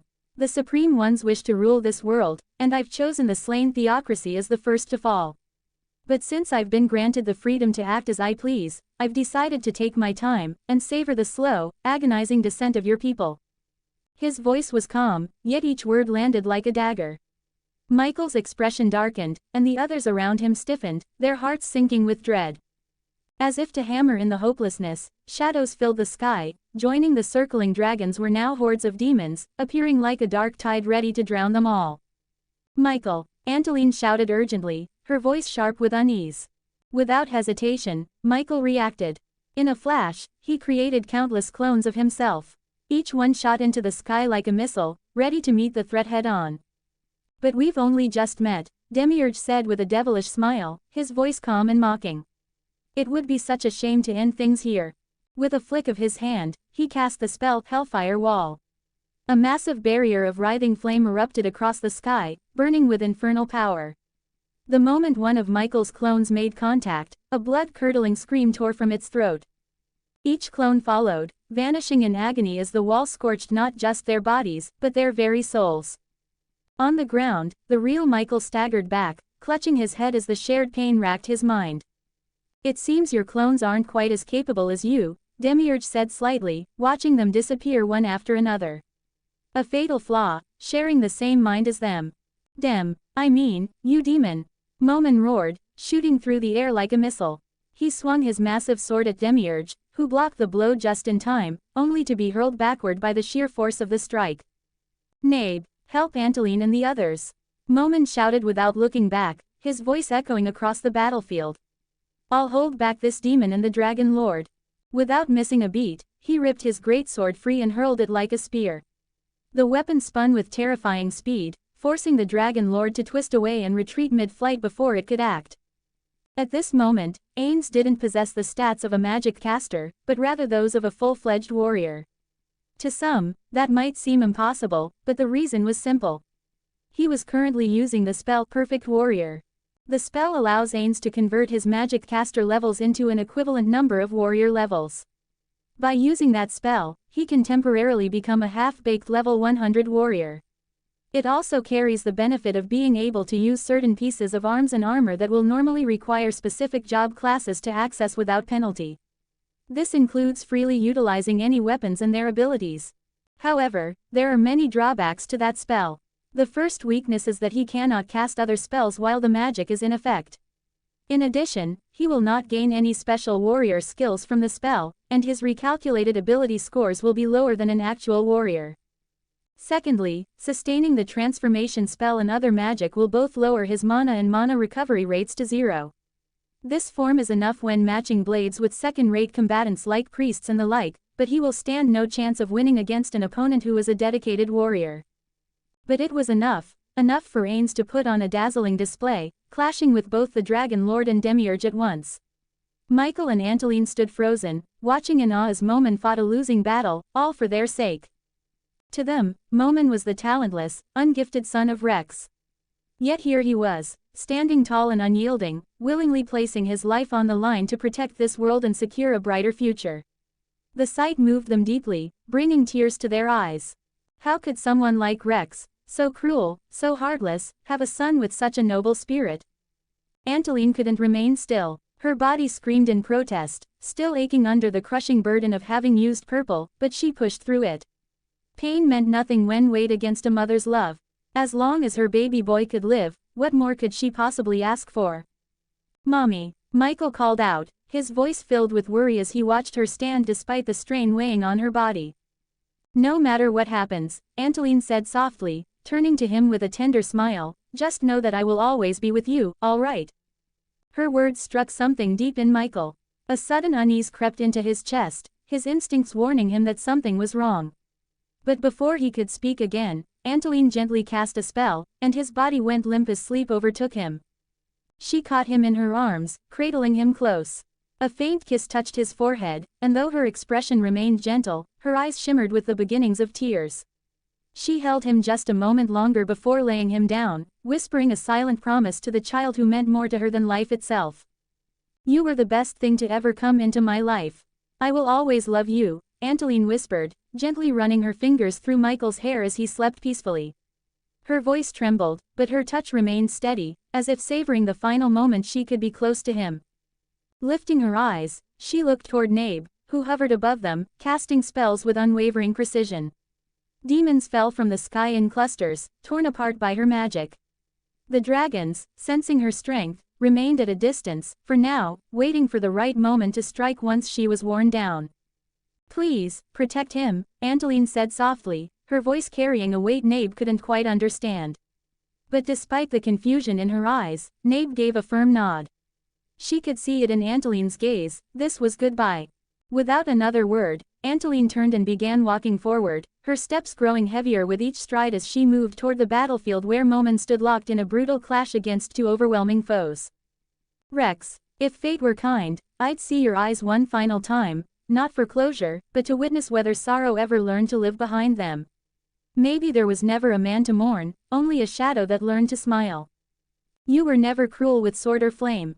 No, your cruelty was silence. Your weapon was absence, and the hollow weight you left in a child's arms. That was the wound that never closed. Michael, Momin, the sons you discarded, they'll find each other in the wreckage you left behind. Not as your legacy, not as your heirs, but as a fire born of abandonment, one bright enough to burn through the rot of your name. When your throne crumbles to ash, when the last whisper of your name is scattered to dust, remember me. Not as the woman who once loved you, but as the echo of everything your heart never dared to hold. In death, when all lies are stripped bare and the veil lifts, I won't welcome you. I won't forgive you. In the afterlife, Rex, I will become your hell." Her voice broke as she slowly reached for the strands of white hair wrapped gently around her neck. Delicate, yet unyielding, Rex's hair. Hair she had pulled from him in the haze of that night. A night where the pleasure had been so overwhelming that her body moved on its own, her hands desperate for something to anchor her. She hadn't even realized what she was doing, just that she had clutched him so tightly, grasping whatever she could. These were the strands that came loose, faint, fragile seeming wisps of hair, yet still powerful. Even his hair resisted magic. It turned away spells that weren't cast at the highest level. Just like the man himself, untouchable, unreachable, unforgivable. She held the strands tightly against her neck, clutching them as if she were holding him, Rex. Even now, even at the end, her thoughts clung to him. How cruel he was, that even in her final moments, it was him her heart whispered for. A soft breath left her lips, almost like a sigh of surrender. Then, slowly, she raised her arm and pointed it toward Demiurge and the Dragon Lord. The air shifted. Momin, locked in brutal combat with the two, felt it first, a suffocating pressure, like a god's breath pressing down on the battlefield. Both Demiurge and the Dragon Lord froze, their bodies locking up as pure dread took hold. It was as if an all-powerful being had just turned its gaze upon them. Their eyes snapped toward Anteline. And what they saw chilled them to the bone. She stood there, unmoving, blood trailing from her mouth, her nose, her ears, and even her eyes. Yet, in spite of that, she looked like a divine executioner. Space, time, matter, energy, concepts so vast and fundamental that they shaped the very fabric of existence. Even the abstract, souls, imagination, and countless others beyond comprehension, all of it bent to Anteline's will in that moment. This was apex singularity. This was power incarnate. The power Rex gave me, she murmured, her voice flat, void of emotion. It's fitting that this will be the power that ends you. Her eyes remained locked forward, unblinking. For a moment, her body swayed as the immense burden of the ability tried to crush her. But she stood strong, knowing that this was her day, so she didn't care to listen to her body. She had only mastered a single spell, reality overwrite. It was all she needed. Unlike the rest of Rex's overwhelming arsenal, this one wouldn't destroy her if used carefully. She took a breath and prepared to rewrite existence. She was ready. Even if the effects of reality overwrite only lasted 10 seconds, that was enough. If she rewrote Demiurge and the Dragon Lord into mere level 1 beings, just for those fleeting moments, it would be enough for Momen to strike them down. Once they were dead, the reversion wouldn't matter. But the spell never came. Why, you ask? Because before the incantation could leave her lips, a golden staff pierced through her chest. Slowly, with trembling disbelief, she turned her head to look behind her, only to see a maid standing there. No, not just any maid. It was Nabe. Anteline's eyes widened, and her breath caught in her throat. Of all the betrayals she'd feared, this was one she never saw coming. Good work, Narbril Gamma, Ains said in a deep, commanding voice. Anteline's body trembled as she turned. Her gaze locked onto Ains, the weight of betrayal crashing into her all at once. Narbril stood silently behind her, emotionless, the golden staff still lodged through her back. As Anteline's knees gave out, her body collapsed to the ground. Her vision blurred, the world darkening at the edges. Then, just before everything faded, one word escaped her lips, a whisper full of fear and regret. Michael, and with that final breath, the horror in her eyes froze in place, because at the very end, she realized her son had been left behind, in the hands of the enemy. A few hours later, and no, you're lying. She wouldn't leave me. Michael screamed, tears pouring down his cheeks in a flood of raw grief. He had only just woken up, only to be struck by the cruel truth that his mother had sacrificed herself, unleashing power so devastating it left the demon and dragon lord with no choice but to flee for their lives. I'm sorry, it was all my fault, Momen said quietly, his voice heavy with guilt. I was too weak, I'm always too weak. He lowered his head, unable to meet Michael's eyes. Michael stared at him, fists clenched, his body trembling with the urge to scream, to strike, to blame him for everything. But he couldn't. He saw it, the difference. Momen wasn't like him. He had no martial arts. No special skills. Nothing to fall back on except determination and raw physical strength. Meanwhile, Michael had everything, and still, he had been powerless, the most useless one there. Mommy, no, it was all my fault. Michael sobbed, his voice breaking as the truth clawed its way into his chest.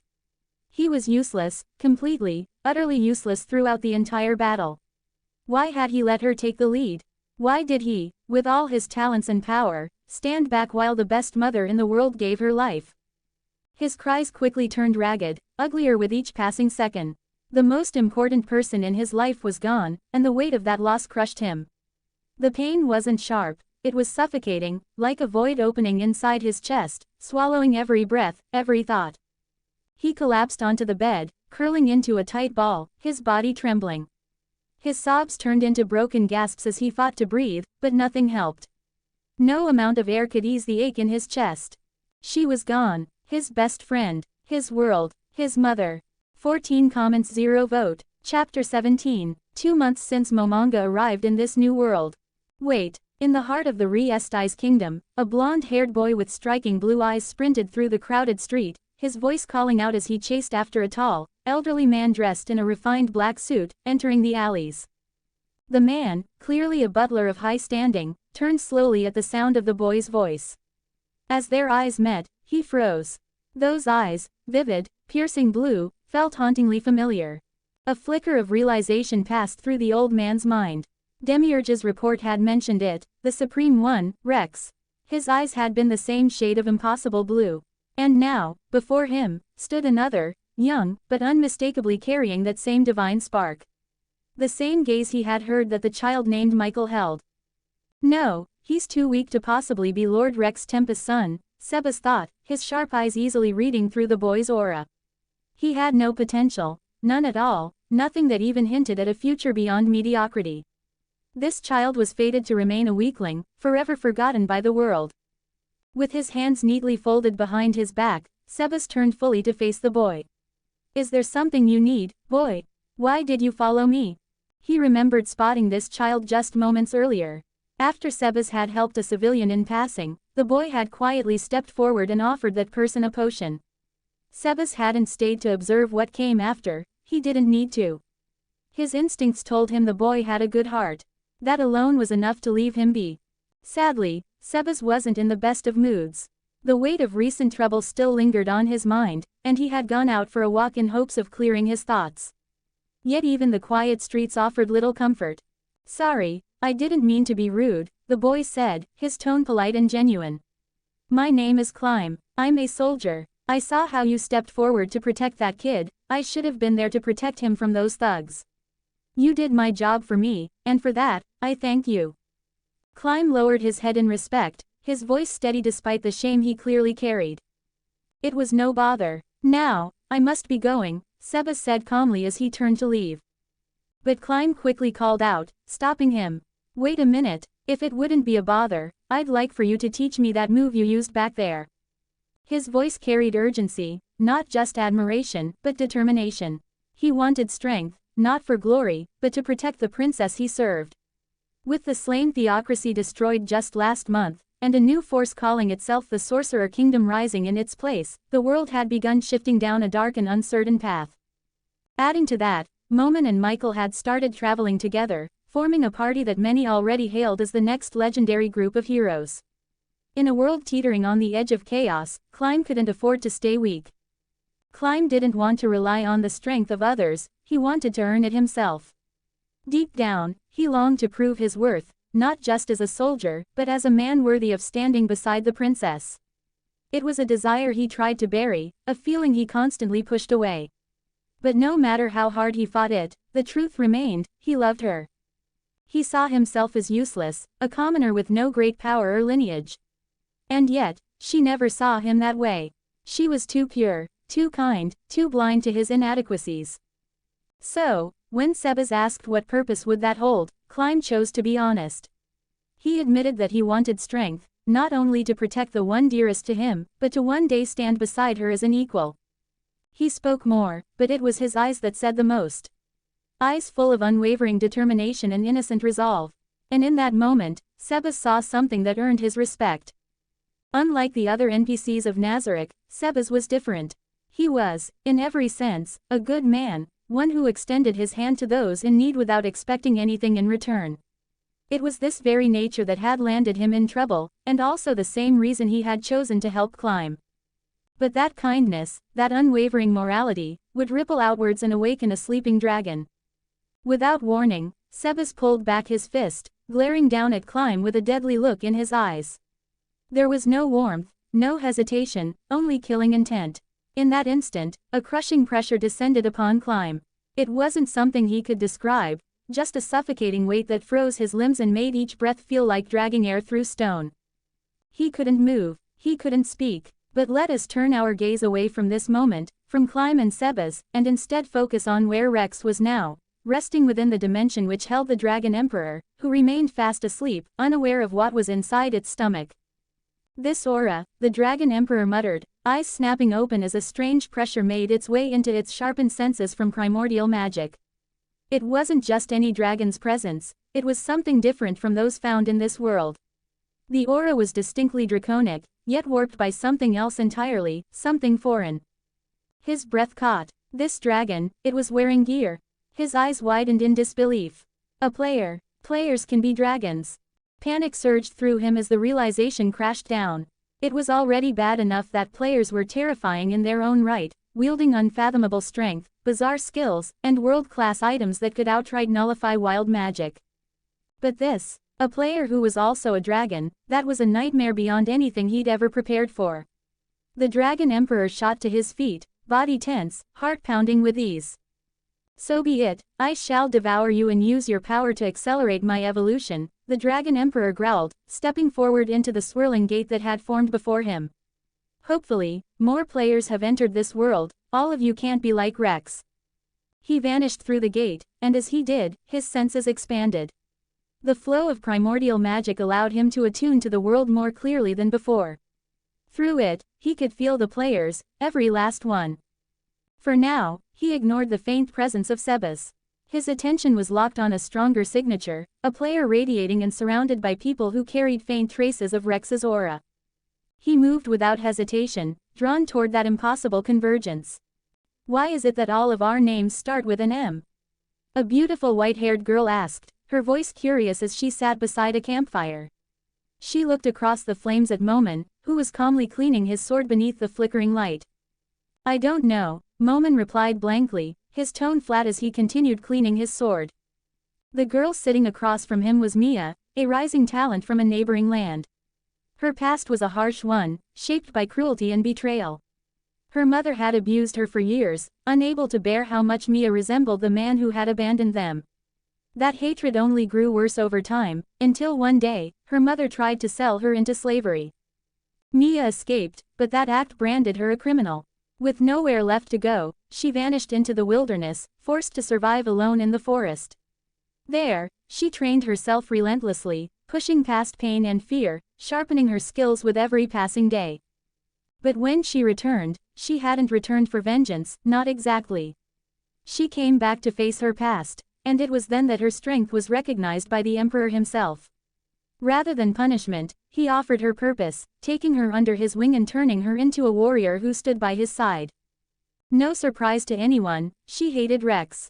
To Mia, everything went wrong the moment that bastard entered her mother's life.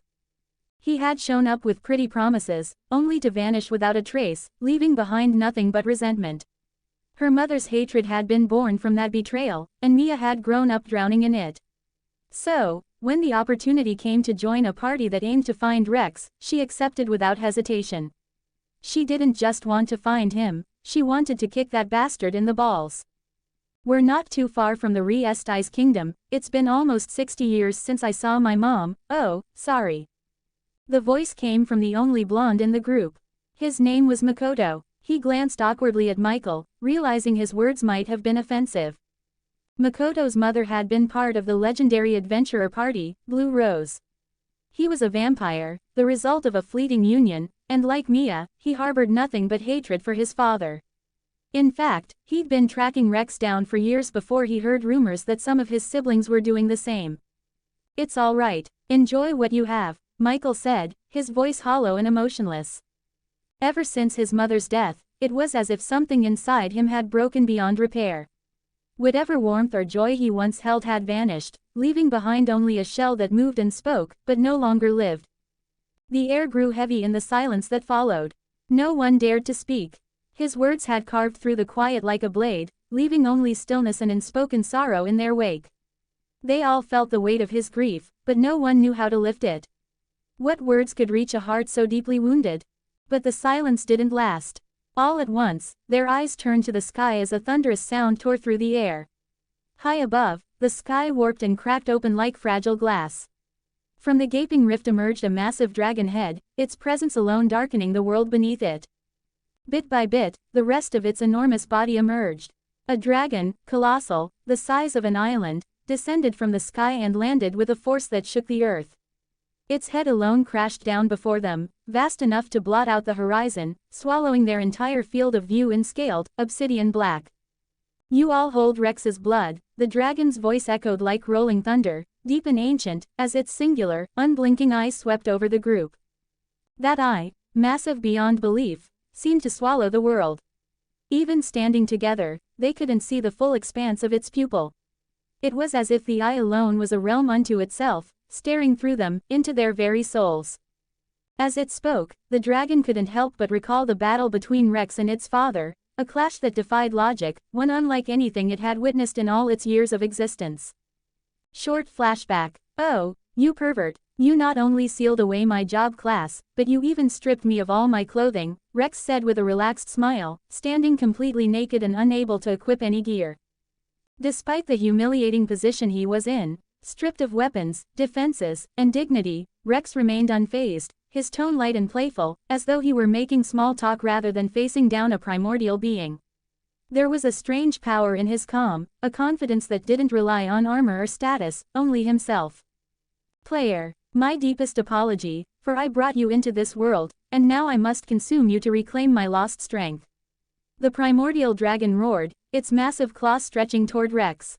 That's what she said. Rex shot back with a laugh before launching himself forward, his body blurring as he dashed up the dragon's colossal limb, racing straight toward its face. The dragon's eyes widened, stunned. In that split second, Rex had cast an impossible number of buff spells, some tiered, some wild magic, and layered them over one another without pause. Martial arts techniques had been used, and amidst it all, many skills had been activated as well, sharpening his reflexes even further. It was a dizzying, overwhelming display of mastery, one that shattered any notion that this battle would be simple. Shocked. Yeah, I don't need the 3 job classes you just sealed to kick your ass. Rex shouted, a wild grin on his face as he activated a skill from his Champion of the 9 Realms job class, Strength of the 9 Realms. For 5 seconds, every aspect of Rex's physical and magical capability surged to an overwhelming peak. Boom! A single fist, small and insignificant compared to the mountain-sized face of the primordial dragon, slammed forward. The impact was instant and catastrophic. Despite its titanic scale, the dragon's entire body was hurled backward, crashing to the ground with an earth-shaking explosion that tore apart the landscape beneath it. Dust and debris filled the air, as the force of the blow echoed for miles, a testament to the raw power Rex wielded even without his full arsenal. Come on now, I know I caught you off guard with that strike. So, I'll let you have a turn. Take your best shot, take advantage of the fact that I'm arrogant and cocky. Convince yourself this is your chance, that a lesser being like you ever stood a chance against someone like me. Rex chuckled darkly, his voice laced with mockery. Tell yourself you were smart to seal away my job classes, like you were ever worthy of facing me at full strength. His words struck harder than his fists, each syllable twisting the Dragon Emperor's pride. It was maddening. Rex wasn't just confident, he was untouchable. He had declared his best skills were locked, his gear stripped away, and said it was pointless since he was worthy of facing him at his best. Flashback end. 5 comments 0 vote. Chapter 18 bonus chapter for the 200 Power Stones. Flashback end. That day, the Dragon Emperor was shaken to its very core. Never in its long life had it met someone so brazen, so unapologetically arrogant. Rex had looked down on his father with such certainty as if his full power were unnecessary. That kind of confidence, no, that kind of dominance, it wasn't something you could fake. What was truly terrifying wasn't just Rex's arrogance, it was the fact that his battle with the primordial dragon had been dead even.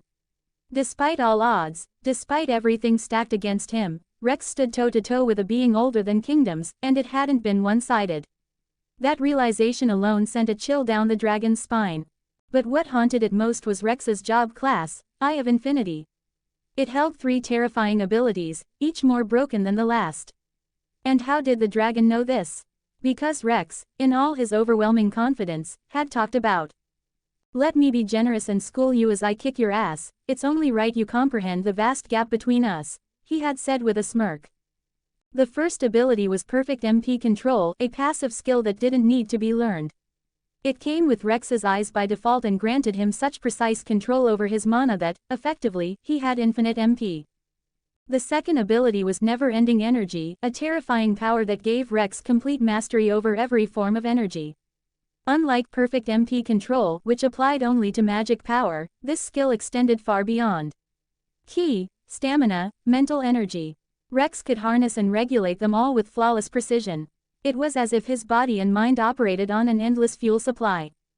And then there was the third ability, the one that truly chilled the Dragon Lord to its core, Everlasting. This skill was deceptively simple in concept, yet horrifying in practice. Any buff-type skill or spell cast upon Rex, no matter how short its duration, would remain active for as long as he continued to fight. A spell meant to last 2 seconds. It would now stretch across the entire battle.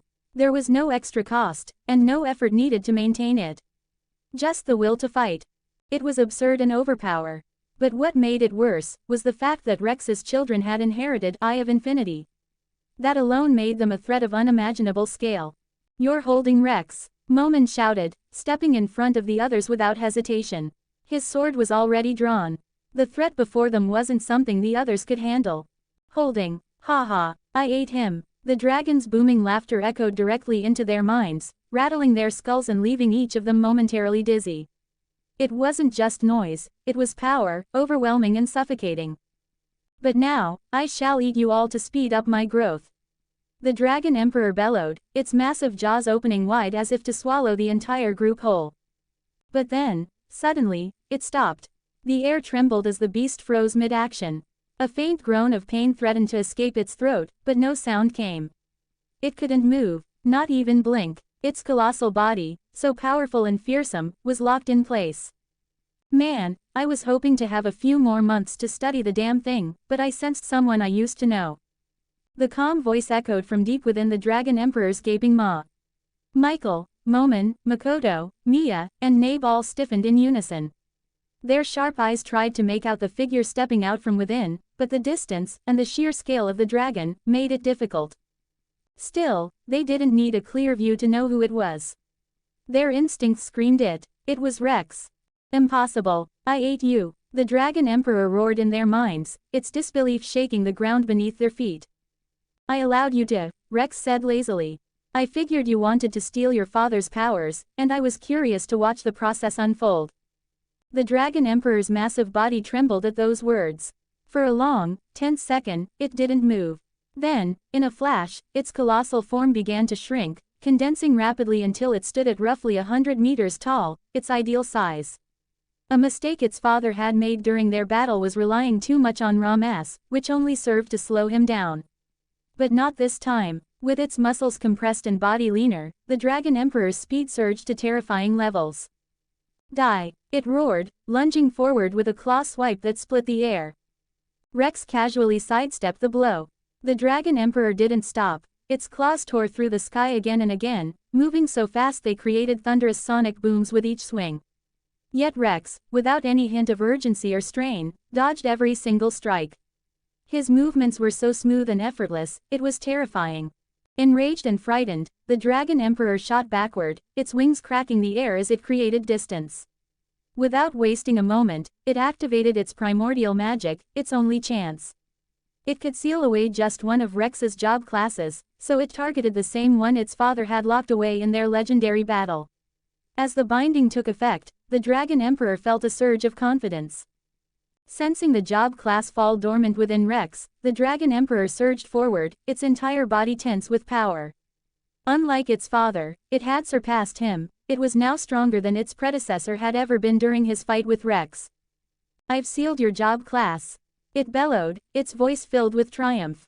"Without that, and against my overwhelming strength, you're dead." The Dragon Emperor rocketed toward Rex, determined to finish the fight before the tide could turn. The Dragon Emperor moved, its massive claws striking out with terrifying speed. In a blink, it reached Rex and struck him with a blow that shook the heavens. The impact sent Rex hurtling through the sky like a blazing comet, the sheer velocity of his flight tearing through the sound barrier with effortless ease. But the Dragon Emperor didn't pause, not even for a breath. It shot forward, relentless, a streak of destruction chasing after its prey. Each of its follow-up strikes was laced with primordial magic, magic potent enough to bend, twist, and rewrite reality itself. Rex was knocked through the air, his form flickering from the friction and pressure of his own momentum. Every time he tried to regain control, the Dragon Emperor was already there, appearing in his path with another crushing strike.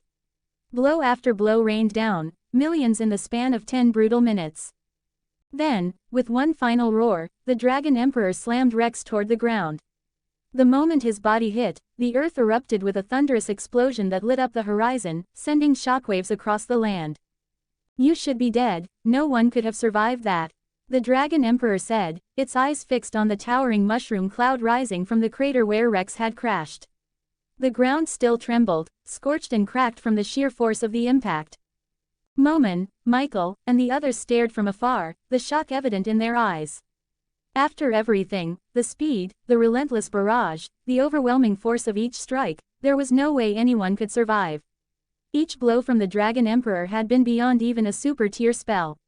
Surely, Rex was gone. And who decided that? The voice cut through the air like a blade. It was relaxed, as if the person was having a peaceful walk in the park. The dust began to swirl and fade, revealing a figure standing tall at the center of the crater. He stood, butt naked without a hint of shame. After taking so many attacks, his body didn't even hold a single scratch. His posture utterly relaxed, as if the last few minutes of devastation had been little more than a breeze. Impossible. How are you still alive? The Dragon Emperor stammered, instinctively stepping back in disbelief. The sheer number of devastating blows Rex had taken, any one of which could have killed even the former Dragon Emperor, should have turned him to ash. Impossible, you say? Rex echoed, his voice calm yet brimming with mockery. He took a step forward. The ground beneath his feet began to wither and crumble, decaying into dust with each step. The disintegration spread outward, as if the world itself was recoiling. Who decided that? This wasn't the doing of Apex Singularity. No, this was the power of Vector Monarch. You said you sealed away my job class? Rex asked, his tone casual, almost amused. Who decided that? The ruined ground beneath him trembled before reversing course, ash and dust gathering, flowing like liquid toward his outstretched hand. In moments, it reshaped itself into a gleaming golden sword, humming with unmatched power. This was no ordinary weapon. It was the product of Vector Alter, a spell that let Rex take one vector and turn it to become something else entirely. The Dragon Emperor froze, its massive frame rigid with disbelief. How? It whispered, stepping back as if distance might protect it from the impossible sight before it. How? Rex echoed, his voice low but absolute. Because I'm the apex of life. I decide what affects me, and what doesn't. Across the 9 realms and beyond, I, Rex Tempest, alone stand as the honored one. He raised the golden sword, its edge gleaming with condensed power, and pointed it directly at the Dragon Emperor. This next skill, I once hoped to use it against your father, but I couldn't, not without a sword. Energy began to hum violently through the blade as the very air around them twisted. It's a more powerful version of World Break. It's called World Ender, the skill with the highest known attack power. As he lifted the sword overhead, illusions of the 9 realms spiraled into existence behind him, each one orbiting his form like divine echoes. The ground quaked, the sky darkened, and for a moment, even reality itself seemed to brace for what was about to be unleashed.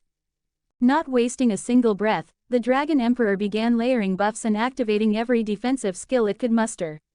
It knew there was no point in running, this attack would reach him no matter how far he fled. This wasn't a simple strike, it was a space-time ending, durability ignoring, all-encompassing assault. The only true countermeasure was to prevent the skill from ever being activated, but fear had taken root too deeply. At this moment, it didn't have the resolve. Haha, you actually believed a lizard like yourself was worthy. Rex laughed, his voice dripping with scorn. Run along and finish your fusion. You still have some use to me, so I'll let you live, for now. He turned away with a casual smile, unconcerned. Of course, he had no intention of letting the Dragon Emperor escape forever. He still needed to observe how the creature would evolve. Once the process was complete, then, and only then, would Rex come to collect what was his. Why you show me mercy? The Dragon Emperor asked, visibly shaken, uncertain how to process such words. It had prepared for rage, for death, but not this. No, Rex replied coldly. I show you pity. Gods show mercy, don't you dare look down on me. The words cut deeper than any blade. The Dragon Emperor's body trembled, not from fear, but fury. Rex wasn't just insulting him, he was dismissing him, belittling him as something beneath mercy. To Rex, he was a creature too pathetic to even warrant hatred. He wasn't spared out of grace, but out of disregard. And that, more than anything, was unbearable. With hatred burning deep in its eyes, the Dragon Emperor made its move, and fled. What, did you think it was going to attack Rex? Please, he was power-hungry, not death-hungry. Rex didn't bother chasing him. Instead, he turned his attention to the odd group of people nearby, those who seemed to be cosplaying as him. One of them was clearly Narberal Gamma, though the man dressed head to toe in black caught his attention. He looked exactly like Rex had back in the game. Rex narrowed his eyes slightly, puzzled but amused. Judging by Narborough Gamma's presence, it likely had something to do with Ains. Teleporting over to them, Rex stood silently, taking a long look at all 5 individuals. But he never got the chance to study them all as he was attacked. Without hesitation, Michael charged at him, eyes ablaze with hatred and raw killing intent. But before he could get close, Rex's hand moved in a flash, striking him with a sharp, echoing slap across the face. The blow dropped Michael to the ground instantly. "Rude," Rex said calmly, his voice tinged with annoyance. "Did your mother never teach you how to behave, boy? Charging in like that, and after all the trouble you went through to make yourself look like me." Rex exhaled softly, his mind flashing back to similar moments from his time in Japan. The drama, the misplaced anger, it all felt strangely familiar. "Looking like you is the worst thing to have ever happened to me," Michael roared, his voice trembling with rage. Rex didn't flinch. Instead, he tilted his head slightly, watching the younger man with an almost bored expression. "Then why go out of your way to make yourself look like me?"